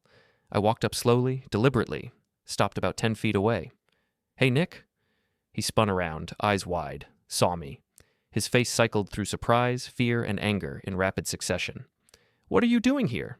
Working out. Same as you, it's a public gym. Stay away from me. This is a big space, plenty of room for both of us. I leaned against the wall, casual. Relaxed. How's the car? His jaw tightened. Did you do it? The police already asked me that. I told them no. I was at work, then dinner, then home, all confirmed. I don't believe you. Don't care if you believe me. The evidence says I wasn't involved. You're behind this. You and Lauren. I know you are. Behind what? A random act of vandalism? Nick, you're a successful real estate agent. You probably have clients who weren't happy with deals. Maybe one of them got angry. Maybe you cut someone off in traffic and they followed you to work. Could be anything. This isn't random. This is targeted. Maybe. Or maybe you're just paranoid because you know you did something wrong and you're waiting for consequences. I pushed off the wall, took a step closer. He tensed. How's Emily? That's none of your business. She's my wife, still legally anyway. So yeah, it's my business. Is she still at that hotel? Or did you set her up somewhere nicer? Does Lauren know? Leave Lauren out of this. Can't do that. Lauren's part of this. You involved her when you decided to screw my wife behind her back. You involved both of us. We're all in this together now. If you come near me again, you'll what? Call the police? Go ahead. Tell them your friend approached you at a public gym. See how seriously they take that. Better yet, explain why I might be angry with you. Explain the affair. See how that plays out. His hands clenched into fists. For a moment, I thought he might actually swing at me. Part of me wanted him to. Would have given me a reason to defend myself. But he didn't. You're making a mistake, he said quietly. No, you made the mistake. I'm just responding to it. I walked past him, shoulder almost brushing his, and left the locker room. My heart was racing, adrenaline pumping. That had been stupid, risky. I'd put myself in his space, made it clear I was involved in whatever was happening to him. But I didn't care. Seeing the fear in his eyes had been worth it. I left the gym, drove home, and immediately called Lauren. I confronted Nick at the gym. You what? He was there. I couldn't resist. Told him I knew he thinks I'm behind everything. Told him actions have consequences. John? That was stupid. You basically admitted you're targeting him. Not legally. I didn't threaten him. Didn't admit to anything specific. Just talked to him. It's not a crime to have a conversation. She sighed. You're right. But you need to be more careful. We can't afford mistakes. I know, I will be. But Lauren? It felt good. Seeing him scared. Seeing him realize he's not in control anymore. I get it, I do. But we need to stay smart. Emotional decisions lead to mistakes. You're right, sorry. Don't apologize. Just be careful. We're playing a long game here. Can't win if we get caught. Sunday, Emily texted from a different number. I hadn't blocked this one yet. We need to meet, face to face, talk like adults. I considered ignoring it, but curiosity won. When? Tomorrow, lunch, that Italian place on 5th. The one where we went after your physical? Ironic choice. John, please, we need to talk. Fine, noon, but this better be good. The next day, I showed up 10 minutes late. Petty, but satisfying. Emily was already there, sitting at a table in the back, looking polished and professional in her work clothes. She'd ordered wine. I sat down without greeting her. Thanks for coming, she said. What do you want, Emily? I want to end this. Whatever you're doing, whatever you and Lauren are planning, it needs to stop. I'm not doing anything. Nick's under investigation at work. His car got vandalized. Someone posted that photo from Portland. People are asking questions. This is all coming from you. Is it? Or is it all consequences of your actions? You had an affair. You got sloppy. You got caught. Now people know. That's not my fault. You're actively trying to destroy us. Us? I leaned forward. There is no us when you're talking about you and Nick. You're my wife. He's married to Lauren. There's no legitimate us there. She took a sip of wine, composing herself. I want to make a deal. A deal. I'll file for divorce. We'll split things fairly. I won't fight you on anything. In exchange, you stop this campaign against Nick. I laughed. Actually laughed. You think I care about the house? About money? Emily, this isn't about assets. This is about what you did. What you both did. And no deal you offer is going to make that go away. What do you want then? I want you to feel what I felt when I found those phones. I want you to understand what it's like to have your life ripped apart by someone you trusted. I want consequences that actually matter. That's revenge, not justice. Maybe, but I'm okay with that. She set down her wine glass. When she looked at me, there was something calculating in her expression. If you keep doing this, I'll have no choice but to fight back. I have resources, connections. I can make things very difficult for you professionally. How?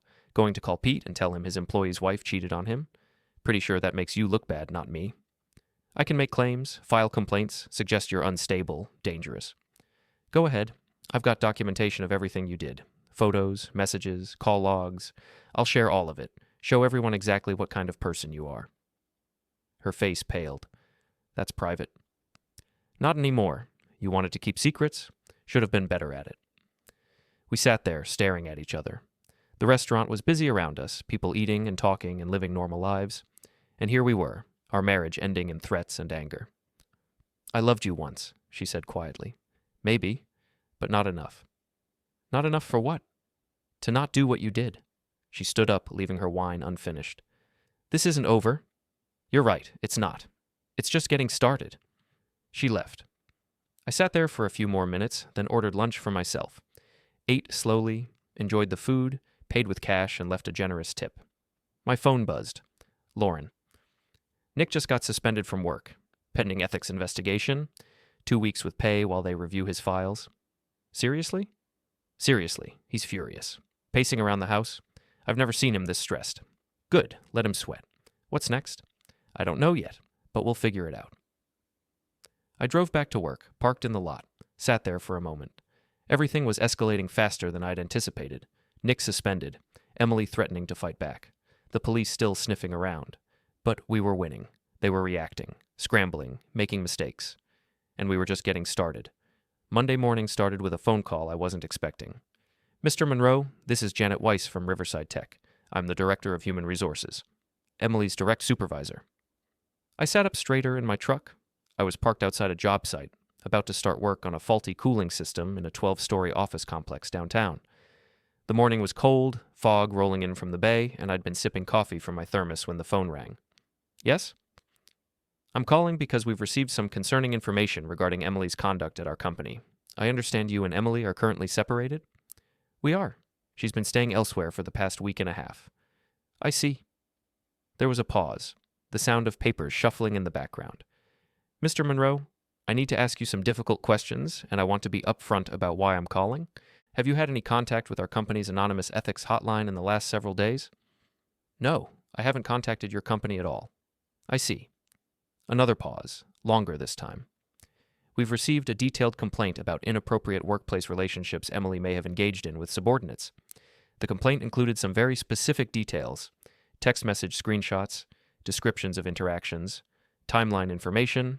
I'm trying to determine the source of this complaint and verify its accuracy. My heart rate spiked, adrenaline flooding my system, but I kept my voice carefully neutral. I haven't contacted your company or your ethics hotline, but I did discover last week that Emily has been having affairs. Multiple affairs, actually, some with colleagues at her workplace, based on the messages I found on her personal phone. I have extensive documentation, text messages, photos, call logs, but I haven't shared any of it with anyone at her workplace or anywhere else publicly.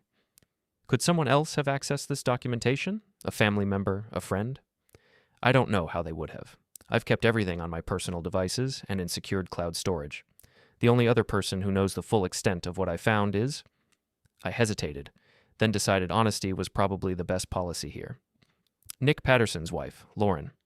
Nick is the person Emily's been primarily involved with. I showed Lauren some of the evidence when I told her about the affair. She may have taken screenshots or photos. I'm not sure. Another pause, longer this time. I could hear the scratch of a pen on paper. Mr. Monroe, I'm going to be very direct with you because this is a serious matter that affects not just Emily but potentially our entire organization.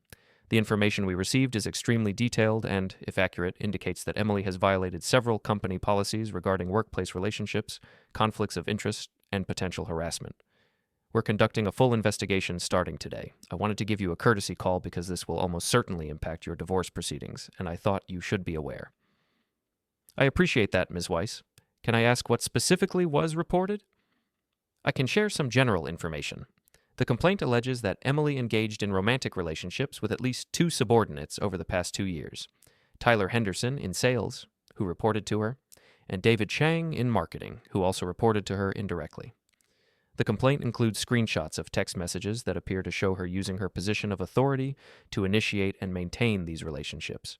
There are also allegations that she showed favoritism in performance reviews and promotion decisions toward these individuals. My stomach turned. I'd seen the messages with Tyler and David on Emily's burner phone, but I hadn't fully processed the implications. She didn't just cheat on me. She may have harassed colleagues at work, violated ethical standards. This was so much bigger than I'd realized.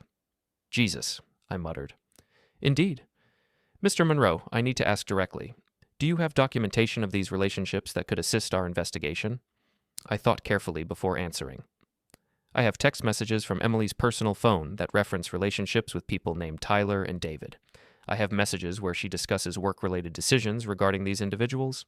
I can provide copies if legally required, but I'd want to speak with my attorney first. That's very reasonable. I'll have our legal team reach out to your attorney if we need to go that route. One more thing, if you do have this documentation, you may want to preserve it carefully. It could be relevant not just to our investigation, but to your divorce proceedings as well. Already done. Everything's backed up in multiple locations. Good. Thank you for your time, Mr. Monroe. And I'm sorry you're going through this. I've known Emily professionally for 7 years. This is very disappointing. Tell me about it. I've known her for 12. After she hung up, I sat in my truck for a long moment, staring at the office building in front of me. The sun was starting to burn through the fog, and the city was waking up around me.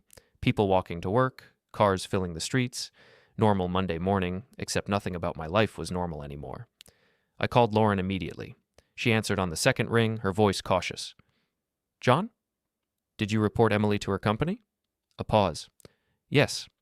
I used the screenshots you sent me last week, submitted them through their anonymous ethics portal along with a detailed description of what I'd observed and what the messages indicated.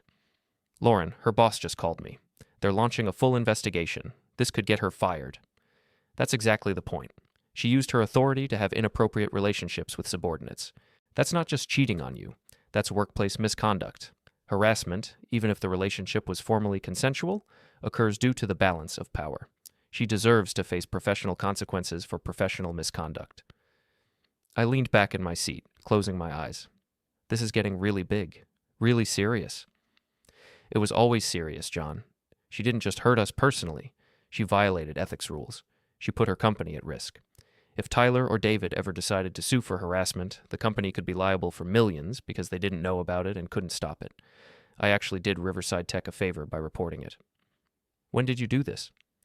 Friday afternoon. I'd been thinking about it all week, about how Emily gets to keep her prestigious job and her professional reputation while she destroyed our personal lives. It didn't seem fair, so I gathered all the evidence you'd shared, wrote a detailed complaint, and submitted it anonymously. They're going to figure out it was you, or me. Maybe eventually. But right now, we have plausible deniability. You didn't submit it. I submitted it anonymously. We can both honestly say we didn't contact them directly, and regardless of who reported it, the evidence is real. That's what matters. I rubbed my face, feeling the stubble I hadn't bothered to shave that morning. Her boss said the complaint mentioned Tyler Henderson and David Chang specifically. Included screenshots, timeline information, everything. Because I was thorough. This isn't about being petty, John. This is about making sure there are real consequences for real misconduct. Emily can't just walk away from this like it never happened. I know, this is a lot. Good, it should be a lot. What she did was a lot. Now she has to face it. We talked for a few more minutes, then I had to get to work. I climbed out of my truck, grabbed my tools, and headed into the building. The security guard at the front desk recognized me from previous jobs, waved me through. I took the elevator up to the 10th floor where the cooling system had failed over the weekend. Work was actually a relief. A mechanical problem I could diagnose and solve. The compressor had seized up due to a refrigerant leak that had gone unnoticed for too long. Simple fix once I identified the problem. Replace the compressor, repair the leak, recharge the system. Physical work that required focus and skill, but no emotional investment. Pete found me around lunchtime. I was in the mechanical room, covered in sweat and grease, when he appeared in the doorway with 2 sandwiches from the deli down the street. Figured you could use some food, he said, handing me one. Thanks, boss. We sat on equipment crates, eating in comfortable silence for a few minutes. Then Pete spoke up. So I heard through the grapevine that Emily's company is investigating her for ethics violations. I looked at him, surprised. How did you hear that? My buddy works in the building next to Riverside Tech. His girlfriend works in their accounting department. Office gossip travels fast, apparently. Big HR investigation started this morning. Emily was called in for a formal meeting. Suspended pending the outcome. Suspended? Already? According to what I heard, when it's this serious, companies move fast. They have to protect themselves legally. Is it true, the allegations? Yeah. She had relationships with at least 2 people who reported to her. I found the messages last week when I discovered the affair with Nick. Pete whistled low. That's career-ending stuff. Even if the relationships were consensual, using your position of authority that way is grounds for termination at most companies. That's what Lauren said. Nick's wife? Yeah. We've been comparing notes, sharing information. She's the one who reported Emily to Riverside Tech. Pete took a bite of his sandwich, chewing thoughtfully. John, can I give you some advice? Sure. Be careful how deep you go with this revenge thing. I know it feels justified right now, and maybe it is justified, But there's a line between holding someone accountable and destroying them completely. Make sure you know where that line is. I'm not trying to destroy her. I'm just making sure there are consequences. Are you? Because from where I'm sitting, it looks like you and Lauren are systematically dismantling both their lives. The car, the ethics complaints, the social media, the investigations. That's not just consequences. That's a coordinated campaign. I set down my sandwich, suddenly not hungry anymore. They deserve it. Maybe. But you also deserve to heal and move on. And you can't do that if you're spending all your energy on revenge. I know, I'm not ready to move on yet. I get it. Just promise me you'll know when to stop. Don't let this consume you. I promise. But even as I said it, I wasn't sure it was a promise I could keep. Shatui Saturn wrath. The rest of Monday and all of Tuesday passed in a blur of work and waiting. I kept expecting Emily to call, to confront me about the investigation, but she didn't. Radio silence. Wednesday morning, Lauren called. Nick told me Emily was officially fired yesterday afternoon, effective immediately. 12 years at that company gone. How's she handling it? According to Nick, not well. She called him hysterical, blamed you, blamed me, blamed everyone except herself. She's convinced this is all a conspiracy to destroy her life. Is Nick supporting her? That's the interesting part. He's pulling back. He told her he can't handle her drama on top of his own problems. Remember, he's still on probation at his job, still dealing with the ethics investigation there, still getting his car repaired from the vandalism. He's stressed and overwhelmed, and Emily's falling apart is making it worse. So the affair is falling apart too. Seems like it. Turns out sneaking around in hotel rooms is romantic, but dealing with real-world consequences together is less so. Good. There's more. I've been doing some research into Nick's business practices, looking at public records, property sales he handled, client reviews online. I found some interesting things. Like what?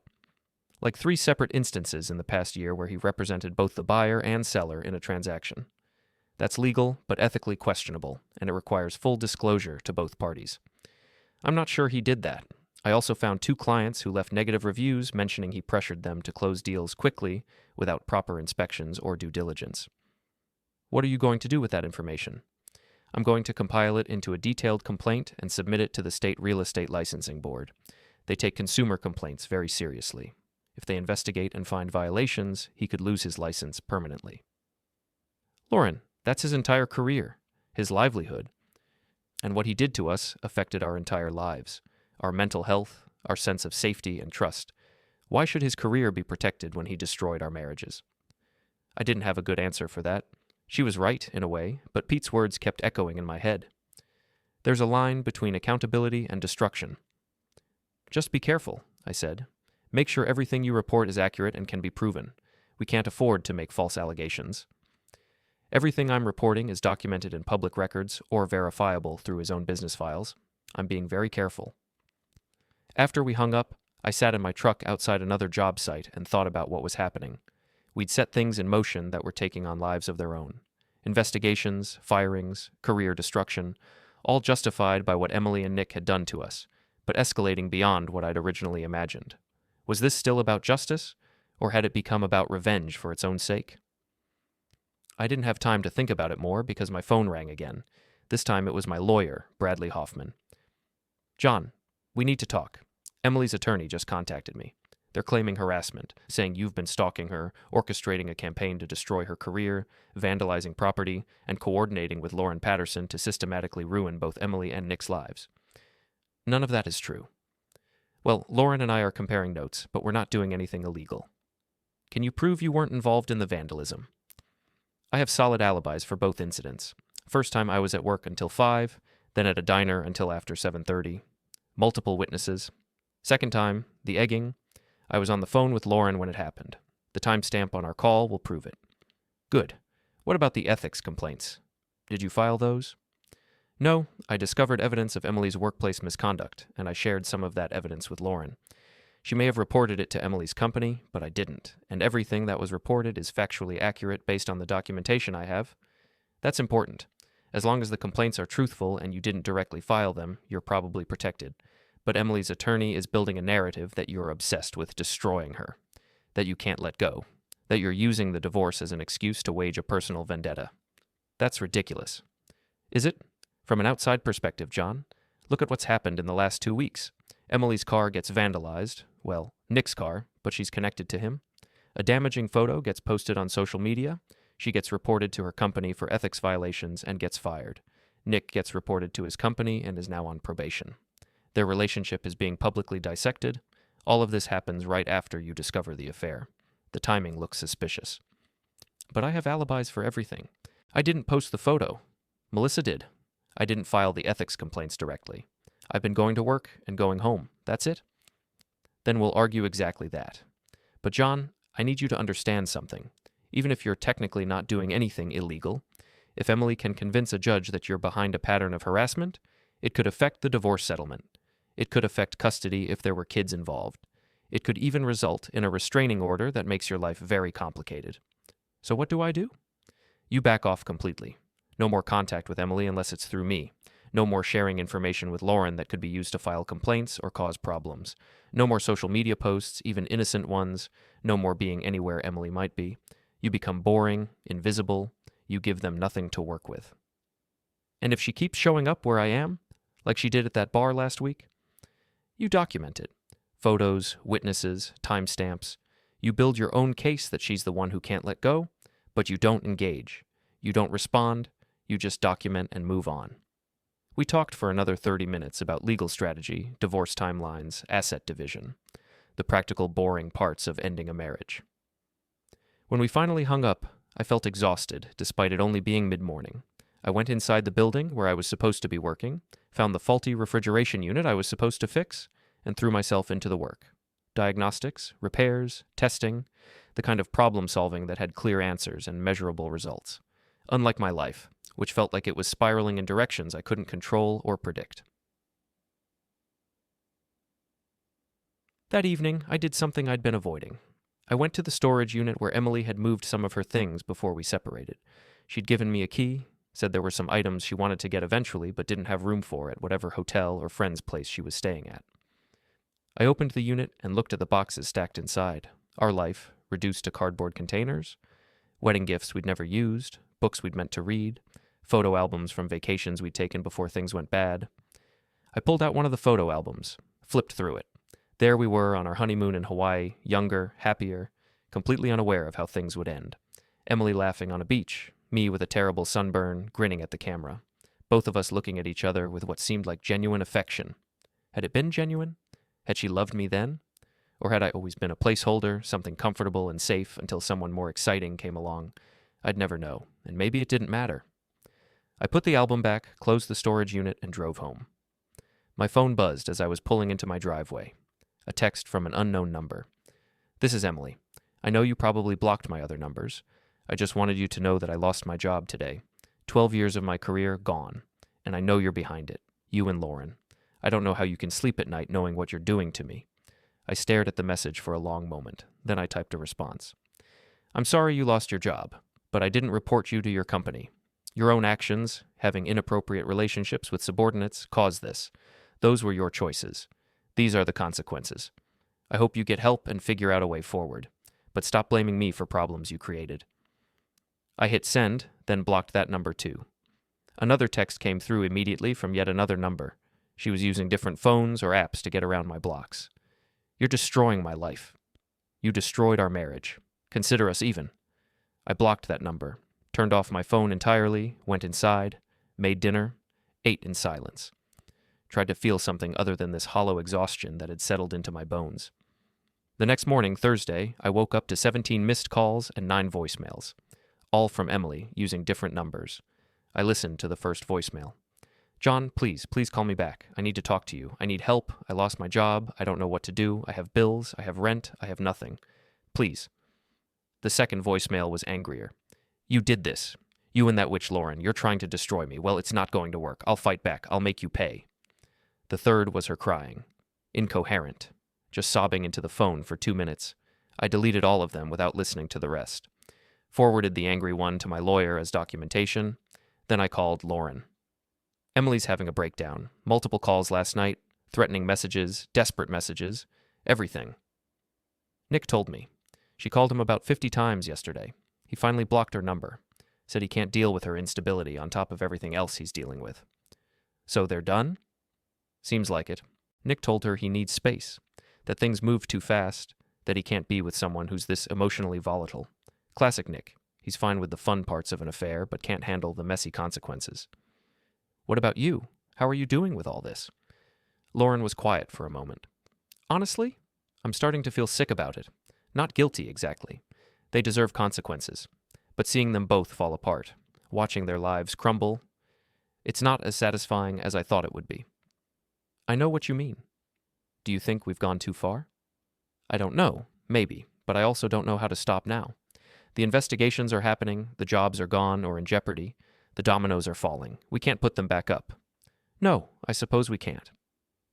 We talked for a while longer, then both went about our days. But something had shifted. The certainty we'd felt at the beginning, the righteous anger, the clear sense of justice was becoming muddier, more complicated. Revenge, it turned out, wasn't as clean as I'd imagined. Friday evening, I needed to get out of the house. Needed to be around people, needed to feel normal for a few hours. So I went to that bar downtown, the one where I'd met Kelly a couple weeks ago. The place was packed for happy hour. Office workers celebrating the end of the week, groups of friends laughing over beer and wings. I found a spot at the bar, ordered whiskey, and tried to blend into the crowd. Kelly showed up around 7. I'd texted her earlier, tentatively, asking if she wanted to meet up. She'd agreed, though her response had been cautious. We'd talked a few times since that night Emily had shown up, but things had been awkward.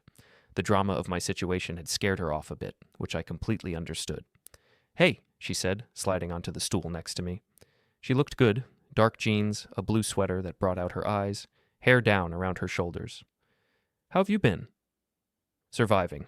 You? Good. Work's been crazy. We landed a new client, big tech company, so I've been pulling long hours. We ordered drinks and fell into conversation. It felt good. Normal. She told me about her marketing projects, about office drama that had nothing to do with affairs or revenge. I told her about work, about fixing HVAC systems and dealing with demanding clients. Surface-level stuff. Easy stuff.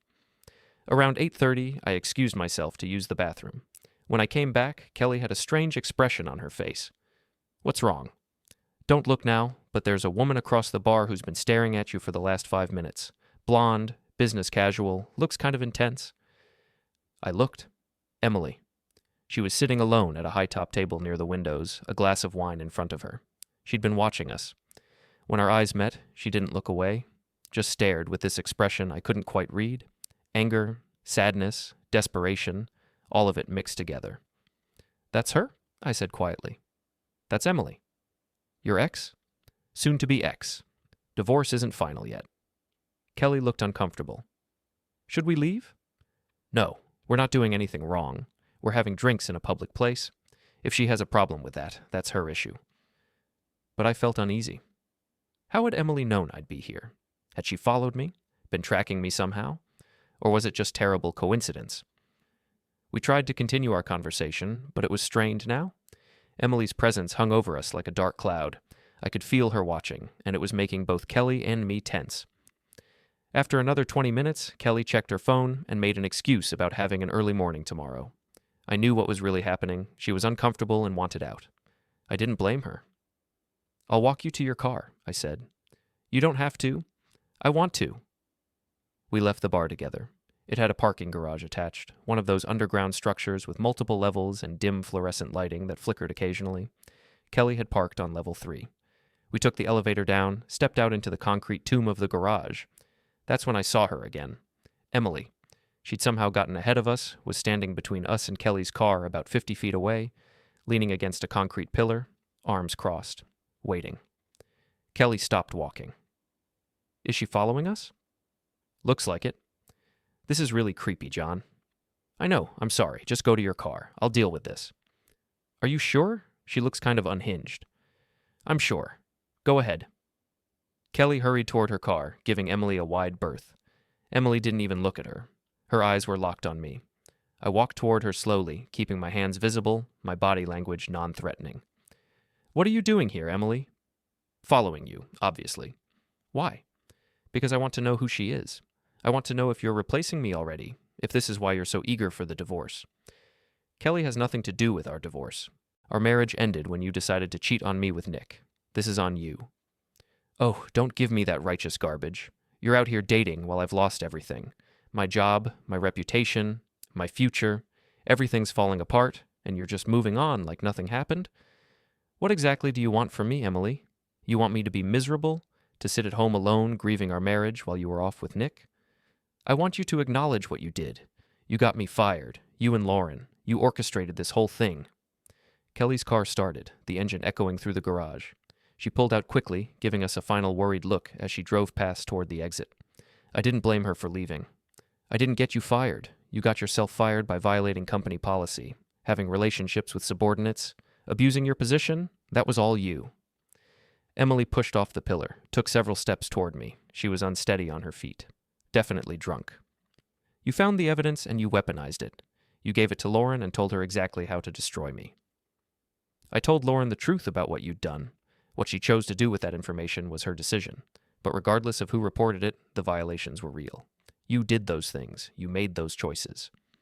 Because I was unhappy. Because our marriage was dying and you weren't even trying to save it.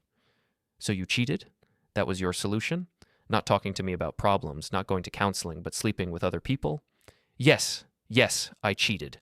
Because you were boring and predictable and stuck in the same rut for years. Because Nick made me feel alive. Because Tyler and David made me feel wanted and appreciated. Because you stopped seeing me as a person and started seeing me as just furniture in your comfortable little life. Her voice was echoing through the parking garage now, getting louder with each sentence. I glanced around nervously, hoping there were no security cameras with audio catching this conversation. I'm not doing this here, I said. You're drunk. You're not thinking clearly. Go home, sleep it off. We can discuss this through our lawyers. No, we're discussing this now. She pulled out her phone, held it up. Recording. I want you to admit it. Admit you've been systematically destroying my life. Admit you're working with Lauren. Admit this is all a coordinated attack. I'm not admitting anything because there's nothing to admit. Put the phone down. Admit it. Emily, you're making a scene. Put the phone down and go home. Not until you tell the truth. I started walking toward the elevator, done with this conversation. Emily followed, phone still raised, still recording. You can't just walk away. John! I pressed the elevator button. The doors opened immediately. It was still on this level from when Kelly and I had taken it down. I stepped inside. Emily rushed forward, tried to get in with me. I held up my hand, blocking her. No, you're not getting in this elevator with me. You're drunk and you're unstable, and I'm not putting myself in a confined space with you. Let me in. Go home, Emily. Get some help. This isn't healthy. The elevator doors started to close. She shoved her phone through the gap, still recording. I pushed the button for ground level multiple times, urgent. The doors closed with her still on the other side, her muffled yelling echoing as the elevator rose. When the doors opened on the ground floor, I stepped out quickly, half expecting her to have run up the stairs to meet me. But the lobby was empty except for a security guard at a desk who glanced up briefly, then went back to his phone. I walked out into the cold night air, took several deep breaths, and tried to calm my racing heart. That had been too close, too intense. Emily was spiraling, and I was starting to worry about what she might do next. I drove home, checking my rearview mirror constantly to make sure she wasn't following. When I got there, I parked in the garage instead of the driveway, locked all the doors and windows, and called my lawyer's emergency line. He answered after 3 rings, sounding tired. John, what's wrong? I explained what had happened. The bar, the parking garage, Emily following us, the recording she'd made, her accusations and threats. This is actually good for you, Bradley said. Not good that it happened, but good for your case. She followed you to a public place. She confronted you aggressively. She was intoxicated. She recorded you without permission. Depending on the state and circumstances, that might be illegal. You have a witness in Kelly who saw all of this. You need to document everything. Write down exactly what happened while it's fresh in your memory. Get Kelly's contact information and see if she'd be willing to provide a statement. Save any messages Emily sends tonight or tomorrow. You think she'll message me? If she was drunk and emotional tonight, she'll probably text or call when she gets home. People like that don't just stop. They escalate, and every escalation works in your favor legally. He was right. Over the next hour, I got 6 text messages from Emily, using different numbers to get around my blocks. I have video of you threatening me in that parking garage. You looked scared. Good. You should be scared of what I'll do next. Kelly's pretty. Hope she knows what she's getting into dating a man who destroys women's lives. I'm not going away, John. You can't just discard me like I'm nothing. This isn't over, not even close. You're going to regret what you did to me. I forwarded all of them to Bradley, then to Lauren. She called immediately. Emily's losing it. Nick said she called him tonight too, absolutely hysterical. Told him she confronted you at a bar and you threatened her. He didn't believe her. I didn't threaten her. She followed us. She was drunk. She caused a scene. I know. I believe you. Nick apparently told her she needs professional help and then blocked her number again. She's burning every bridge she has left. Should we be worried? Like actually concerned for her safety? Lauren was quiet for a moment. I don't know. Maybe. She's lost a lot in a short time. Her job, her marriage, her affair partner is rejecting her. Her friends have distanced themselves. She's isolated and desperate. That's when people do dangerous things. Dangerous to herself or dangerous to others? Could be either. That thought kept me up most of the night. Despite everything Emily had done, despite the betrayal and the lies and the pain she'd caused, I didn't want her to hurt herself. I didn't want to be responsible for pushing someone to that edge, but I also couldn't save her. She'd made her choices. These were the consequences. I had to remember that. Around 3 a.m., I finally fell into an uneasy sleep, my phone on the nightstand in case of emergency calls, all the doors locked, a chair wedged under the handle of the front door for extra security. Outside, the neighborhood was quiet. Inside, I dreamed of parking garages and elevators, and Emily's face twisted with rage and desperation. Saturday morning brought unexpected news. Lauren called at 8 a.m., her voice tight with barely controlled excitement. Nick's real estate license is under review. The state licensing board opened an investigation yesterday based on a complaint they received. Multiple allegations of ethical violations. I was making coffee, still groggy from my restless sleep. That was fast. I may have expedited things. Called the licensing board's consumer complaint hotline on Thursday. Spoke to a very helpful woman who walked me through the process of filing a formal complaint. She said cases involving potential consumer harm get prioritized. What exactly did you allege? Dual agency without proper disclosure, representing both buyer and seller without making sure both parties fully understood the conflict of interest. Pressure tactics to close deals without proper inspections. Possible kickback arrangements with preferred inspectors and contractors, all based on public records, client reviews I found online, and some things I found in his home office files when I was packing up his stuff. You went through his files? They're in my house, technically still marital property until the divorce is final. I have every right to review documents stored in my home. I poured coffee, took a long drink. How bad could this get for him? Worst case? License revocation. He'd never be able to work in real estate again in this state, and it would follow him to other states too. Best case? Formal reprimand, fines, additional required ethics training. But either way, his reputation is severely damaged. Clients don't want to work with agents who are under investigation.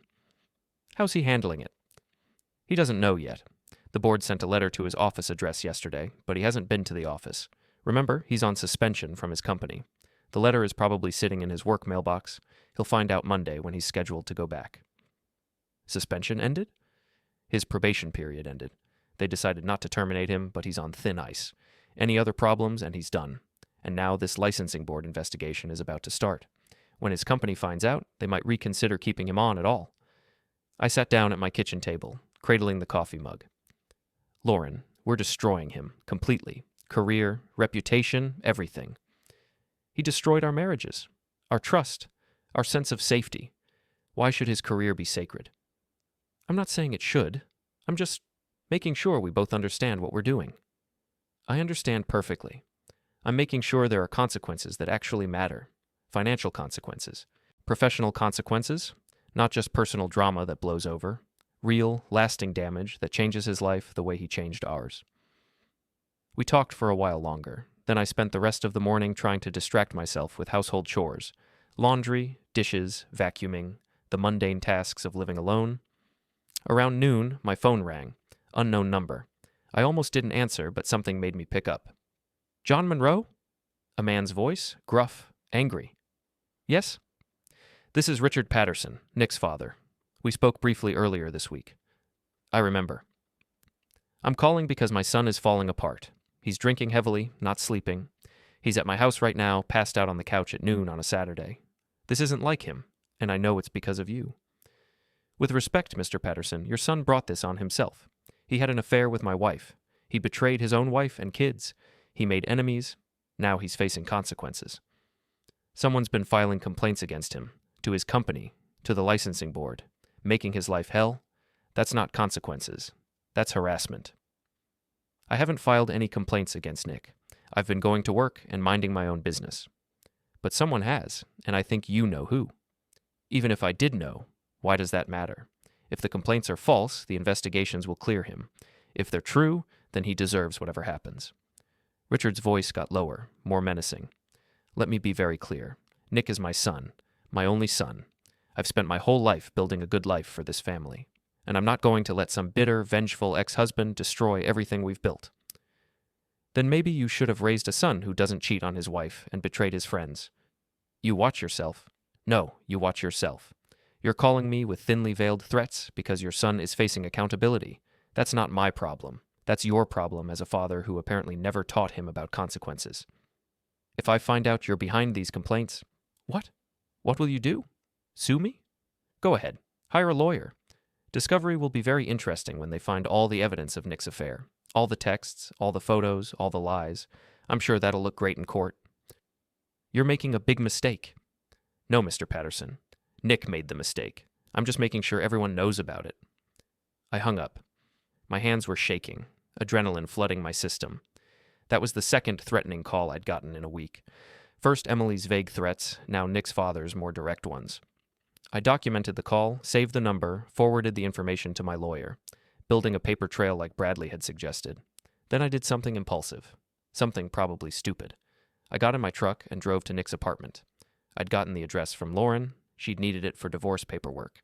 It was in a newer complex on the west side of town, the kind of place young professionals rented before they bought houses. Generic corporate architecture, parking lot half full on a Saturday afternoon. Nick's BMW was there, parked in a spot marked 2C. The scratches from the first vandalism incident were still visible, though they had been touched up with paint. The egg damage from the second incident had been cleaned, but you could still see discoloration on the hood and roof where the acid from the eggs had started to etch the clear coat. I parked several spaces away, got out, and walked to his apartment. Second floor, door 2C. I could hear a TV through the door. Sports commentary. I knocked. Footsteps. The door opened. Nick stood there in sweatpants and a stained t-shirt, looking worse than I'd ever seen him. Unshaven, hair messy, eyes bloodshot and hollow. He'd lost weight. When he saw me, he didn't even look surprised. Just tired. John, what do you want? To talk. About what? How you and Lauren are destroying my life? About how every time I turn around, something else is falling apart? About how you destroyed mine first. Can I come in? He hesitated, then stepped aside. The apartment was small, barely furnished. Couch, TV, coffee table covered in beer bottles and takeout containers. It smelled stale, like someone who'd given up on basic maintenance of their living space. Nice place, I said. It's temporary, or it was supposed to be. Now who knows? We sat on opposite ends of the couch. On the TV, a college football game played with the sound muted. Nick grabbed a beer bottle from the coffee table, took a long drink, then realized it was empty and set it back down. Why are you here? He asked. Your father called me, threatened me. Yeah, he does that. He's protective, always has been. He said you're falling apart. I am. Nick laughed, bitter and hollow. My wife wants a divorce. My kids barely talk to me. I'm on probation at work. My real estate license is under investigation. I found that out this morning, finally checked my office mail.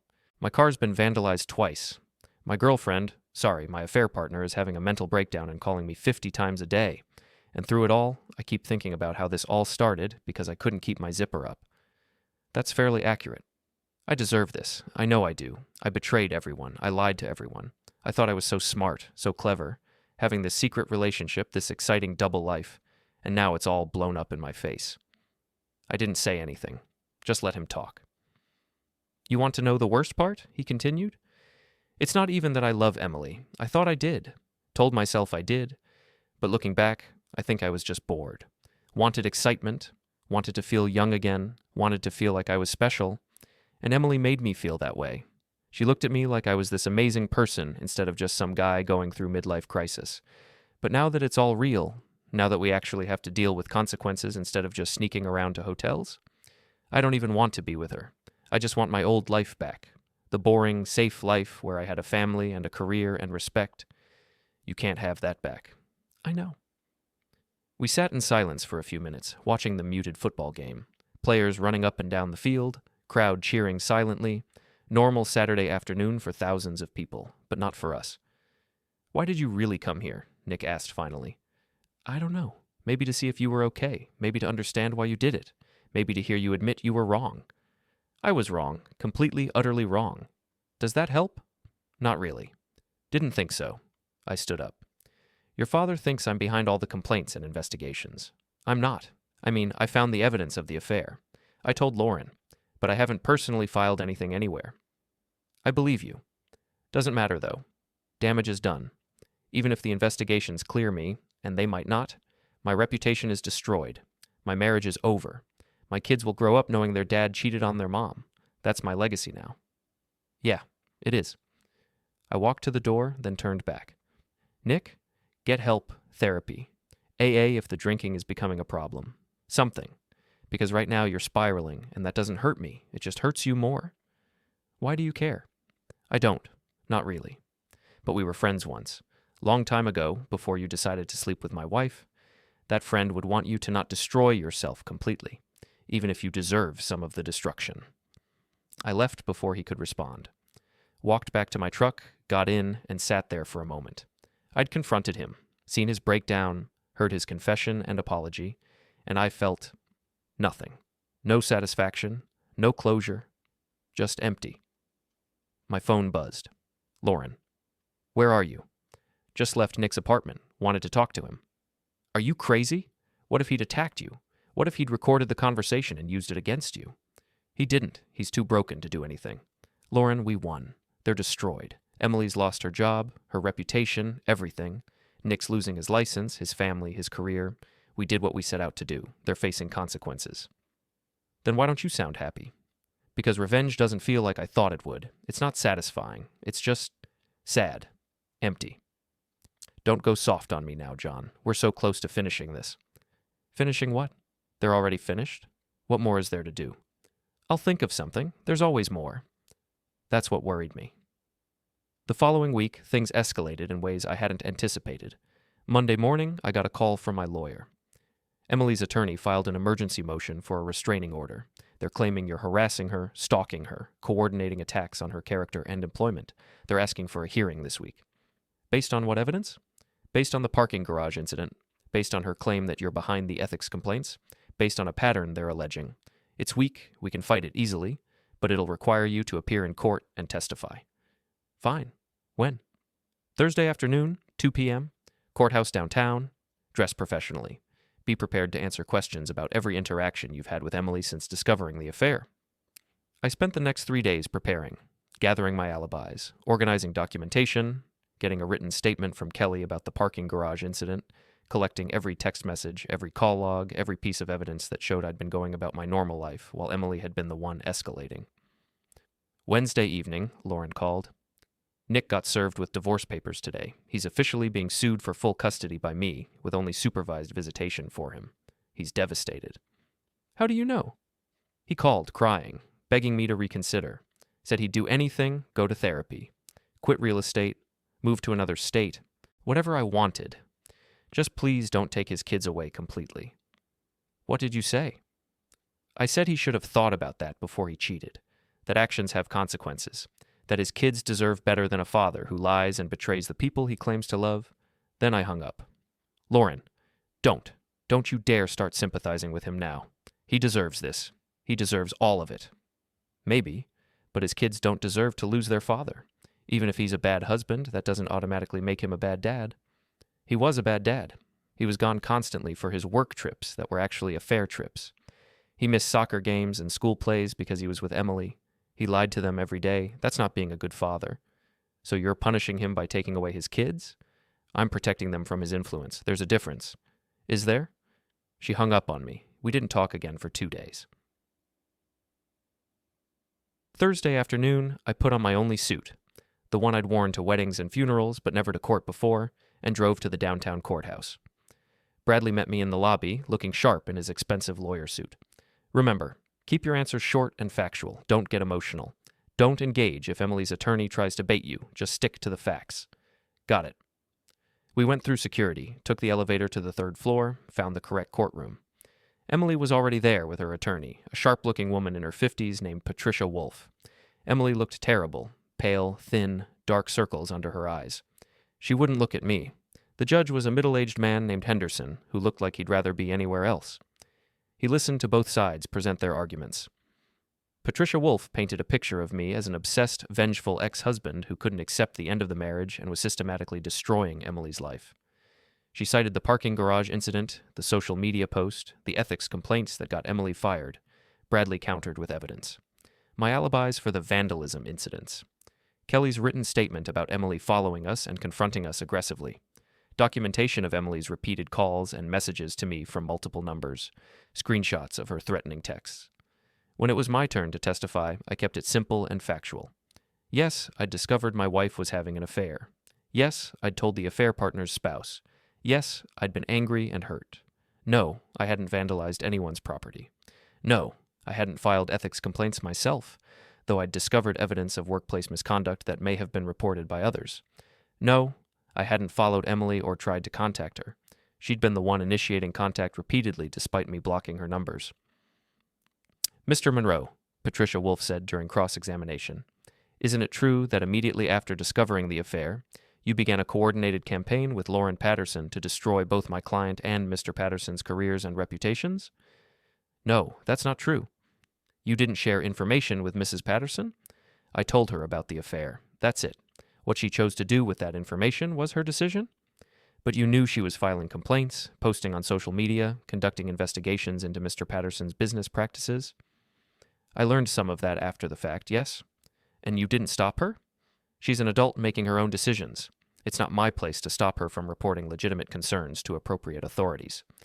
Legitimate concerns or vindictive attacks. If someone discovers evidence of workplace misconduct or professional ethics violations, they have a right and arguably a responsibility to report it. That's not vindictive. That's accountability. Even if the timing is suspiciously right after discovering a personal betrayal. The timing doesn't change the facts. Either the violations happened or they didn't. The investigations will determine that. After 2 hours of testimony and arguments, Judge Henderson looked tired and annoyed. I've heard enough. Mr. Monroe, while I sympathize with your situation, discovering infidelity is painful, you need to maintain appropriate boundaries. However, based on the evidence presented, I don't see sufficient cause for a restraining order. The incidents cited appear to be initiated by Mrs. Monroe as often as by you. The parking garage incident, according to witness testimony, involved her following you, not the reverse. The repeated contacts using multiple phone numbers came from her, not from you. Patricia started to object. The judge held up his hand. That said, both of you need to cease contact entirely. Mr. Monroe, no more responding to her messages, even to tell her to stop. Block all communication. Mrs. Monroe, no more attempts to contact Mr. Monroe except through attorneys. No more showing up at places he frequents. If either of you violates this order, we'll revisit the restraining order question. Am I clear? Yes, Your Honor, we both said. Good. Motion for restraining order denied. This hearing is adjourned. Emily and I left through different exits. I felt relieved but also drained. Bradley clapped me on the shoulder. That went well. You did good in there. Thanks. Now stick to what the judge said. No contact. At all. Let her implode on her own. I drove home, changed out of the suit, and tried to feel something other than exhausted. My phone rang. Lauren. I heard about the restraining order hearing. You won? If you can call it winning. The judge basically told us both to stay away from each other. That's a win. She didn't get what she wanted. You're not restricted. That's winning. If you say so. I also have news. Nick's real estate license was suspended pending the investigation, effective immediately. He can't practice, can't show properties, can't close deals. His income just went to zero. How do you know? The licensing board posts disciplinary actions online. Public record. I've been checking daily. Lauren, this is enough. They've both lost their jobs. Their reputations are destroyed. Their relationship is over. Nick's losing his kids. Emily's having a mental breakdown. We won. It's done. We need to stop. Stop? We're not even close to done. What more is there? What more can we possibly do? I'm working on it. Trust me, there's always more. That's what I was afraid of. The next evening, Friday, I was at home trying to relax when someone started pounding on my front door. aggressive, frantic. I looked through the peephole. Emily. She looked worse than she had in court. Hair wild, makeup smeared. She was crying and yelling. John, I know you're in there. Open the door. We need to talk. I called 911 immediately. There's someone at my door refusing to leave, my ex-wife. There's a court order from yesterday that she's not supposed to contact me. She's yelling and pounding on the door. The dispatcher said police were on their way. I stayed inside, watching through the peephole as Emily continued to beat on the door and yell, You ruined my life. You destroyed everything. I lost my job. I lost Nick. I lost everything because of you. 5 minutes later, police arrived. 2 officers. They approached Emily calmly, spoke to her. She became more agitated, started yelling at them too. They eventually convinced her to sit on the porch steps while they talked to me. I opened the door, showed them the documentation from yesterday's court hearing, the judge's order that we have no contact, my call log showing I hadn't initiated any contact. She's violated the court order, one officer said. We can arrest her for that. I don't want her arrested. I just want her to leave and not come back. They talked to Emily again. I couldn't hear what was said, but she was crying harder now. Eventually, they convinced her to get in her car. Apparently, she'd driven here drunk, another problem, and one officer drove her car while the other followed in the patrol car to take her somewhere. Not home, maybe to her parents. Maybe to a hospital for another psychiatric hold. I didn't ask. Before they left, one officer gave me his card. If she comes back, call immediately. Don't engage. Don't open the door, just call us. Next time she might be arrested. After they left, I sat on my couch in the quiet house and felt something I hadn't felt in weeks. Guilt. Not guilt for discovering the affair or for wanting consequences, but guilt for how far this had gone, for the role I'd played, directly or indirectly, in Emily's complete collapse. I called my brother David. Needed to talk to someone outside all this. John, what's going on? I told him everything. The affair, the discovery, the revenge campaign with Lauren, the investigations, the job losses, the restraining order hearing, Emily showing up at my house tonight. He listened quietly, then said, John, you need to stop. Like right now. Today. This has gone way too far. I know. Do you? Because from what you're telling me, you and this Lauren woman have systematically destroyed 2 people's lives. Yes, they cheated. Yes, they deserved consequences. But this is beyond consequences. This is obsessive destruction. They destroyed our marriages first. And now you've destroyed their careers, their reputations, their mental health. You've won. You've proved your point. But if you keep going, if Emily does something drastic, you're going to have to live with that. You think she might? You just told me she showed up drunk at your house screaming, that she's had psychiatric holds, that she's lost everything. Yeah, I think she might. And if she does, and you've been part of pushing her there, how are you going to feel? I didn't have an answer. Let it go, David said. File for divorce, split assets, move on with your life. Stop letting her and Nick live rent-free in your head. Stop letting Lauren drag you deeper into this. Be the bigger person and just stop. We talked for another hour, about healing, about moving forward, about the difference between justice and revenge. When we hung up, I sat in the dark and thought about everything that had happened over the past month. The discovery, the plotting, the satisfaction of watching them fall, the growing unease, the guilt. Pete had been right. David was right. This was eating me alive, and it needed to stop. I called Lauren. We're done. No more complaints, no more investigations, no more anything. It's over. What? Why? Because Emily showed up at my house tonight drunk and hysterical. Because I'm worried she's going to hurt herself. Because this has gone too far. We've made our point. They've faced consequences. Now it's time to actually move on. You're giving up when we're so close? Close to what, Lauren? What's the end game here? They're already destroyed. What more do you want? Don't be dramatic. I'm being realistic. They've both lost their jobs. Their relationship is over. Nick's losing his kids. Emily's having mental health crises. If we keep pushing and something terrible happens, we'll have to live with that. I don't want that on my conscience. So you're just going to let them off easy? Easy? Lauren, listen to yourself. There's nothing easy about what they're going through.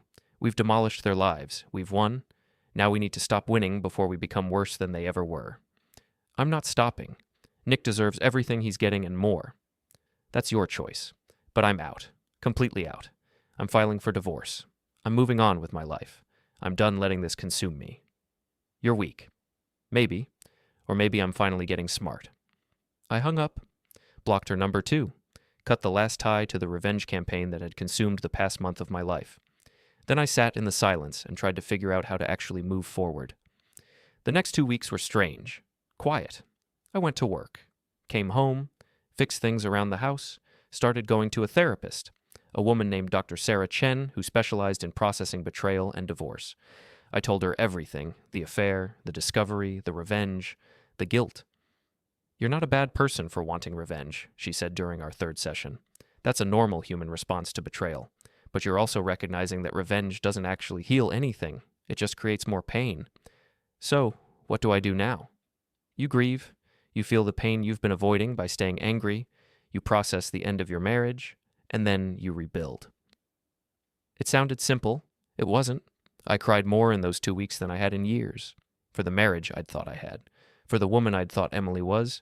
For the friend I'd thought Nick was. For the future I'd imagined that would never happen now. But I also started to feel lighter, less consumed by anger, more focused on what came next instead of what had been. My lawyer finalized the divorce papers. Emily signed them without contest. The house was mine.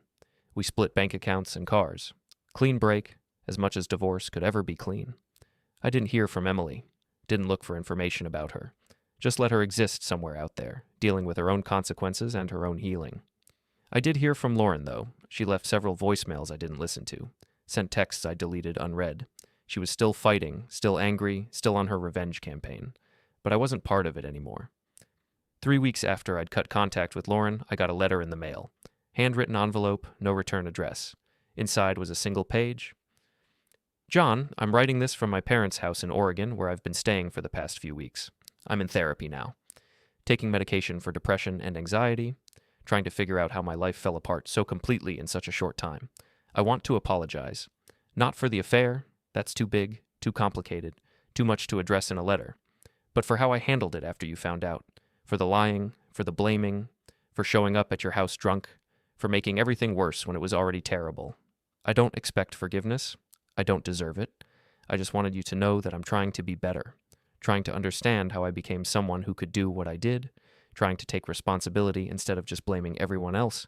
You were a good husband. I was a bad wife. That's the truth I'm finally accepting. I hope you find happiness. Real happiness, not the fake kind I chased that destroyed everything. Emily." I read it 3 times. Then I put it in a drawer and tried to figure out how I felt. Sad, angry, relieved, all of it mixed together. I didn't write back, didn't call, just let the letter exist as her attempt at closure. Pretendes. 1 month after I'd stopped the revenge campaign, I ran into Kelly at a coffee shop. She was with someone, a guy about our age, holding her hand. When she saw me, she smiled.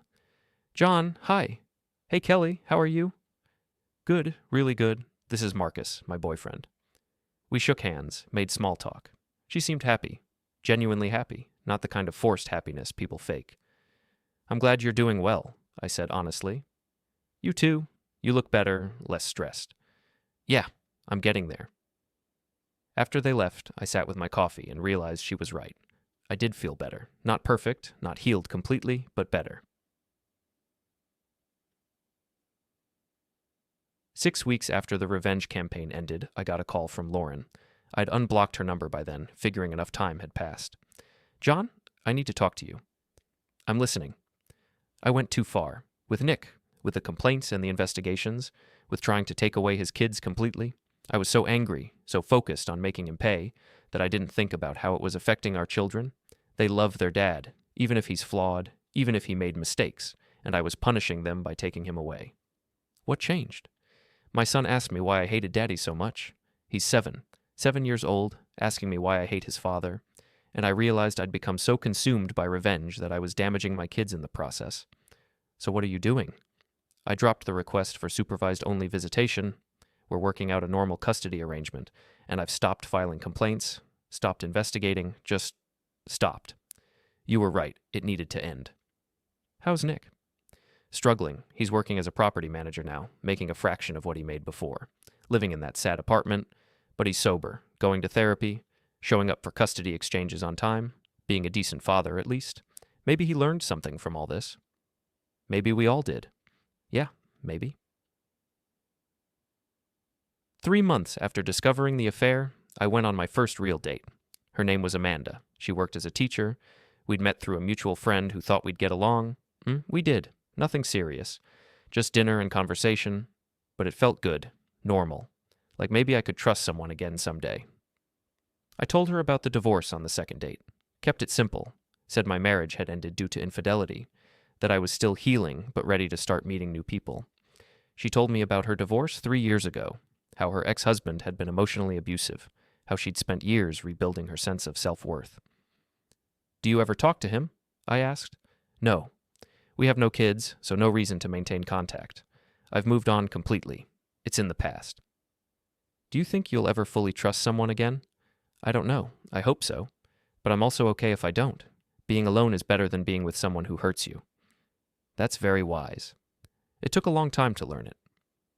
We dated casually for a few months. Nothing rushed, no pressure, just two people with similar experiences enjoying each other's company.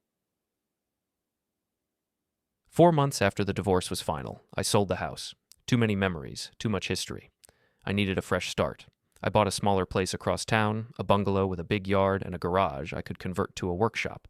I spent weekends fixing it up, painting walls, refinishing floors, building shelves, creating a space that was entirely mine. Pete came over one Saturday to help with some electrical work. We stood in the kitchen looking at the progress I'd made. Place looks good, he said. Thanks. Feels good to build something instead of tearing things down. That sounds like therapy talk. It is. I've been going weekly. It helps. Good for you. That takes courage. We worked for a few more hours, then ordered pizza and sat on the back deck watching the sunset. You seem different, Pete said. Better, more settled. I feel different, like I went through something terrible and came out the other side. Not unchanged, but not destroyed either. That's growth right there. Yeah, I guess it is. 6 months after everything started, I got one final piece of news about Emily and Nick. They were together. Lauren told me we'd started talking occasionally again, friendly but not close. She'd seen a photo on social media, Emily and Nick, in some small town in Arizona, working at the same company, some local real estate office. They looked older, tired, but together. Can you believe it, Lauren said? After everything, after destroying 2 marriages, after losing their careers, after all the pain, they're still together. How do you feel about that? I don't know. Angry, sad, mostly just nothing. They're not my problem anymore. Nick sees the kids every other weekend, pays his child support on time. That's all I need from him. Do you think they'll last? Who knows? Maybe they're actually in love. Maybe they're just 2 broken people clinging to each other. Either way, it's not my problem to solve. No, it's not. After we hung up, I thought about Emily and Nick building a life together on the ashes of the ones they'd destroyed. Part of me was angry. Part of me thought they deserved each other. Part of me just felt sad for everyone involved. But mostly, I felt nothing. They were part of my past. A painful chapter that had closed. What they did now didn't affect me. I was free. 1 year after discovering the affair, I was living a completely different life. I'd been promoted at work, senior technician with my own team of 3 younger guys I was training. Better pay, more responsibility. Respect earned through years of good work, not given based on titles or politics. Amanda and I had gotten more serious. Not living together yet, but heading that direction. She'd met my family, I'd met hers. We talked about futures and possibilities without the fear that had defined my marriage to Emily. I'd made peace with my brother David, with Pete, with the friends who'd stuck by me through everything. Built stronger relationships based on honesty instead of pretending everything was fine when it wasn't. I rarely thought about Emily or Nick anymore.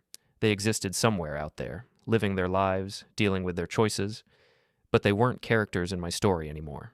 Just footnotes. One Saturday morning, I was working in my garage workshop when Amanda came in with coffee. "You've been out here for 3 hours," she said, handing me a mug. "Sorry, lost track of time. I'm building a bookshelf for the living room." "It looks good. You're talented at this." "I like fixing things, building things, making order out of chaos." She leaned against the workbench. "Can I ask you something?" "Sure." "Do you ever regret what you did? The revenge stuff with Emily and Nick?" I'd told her the whole story months ago. The affair, the discovery, the campaign with Lauren, all of it. She'd listened without judgment, though I could tell it worried her a little.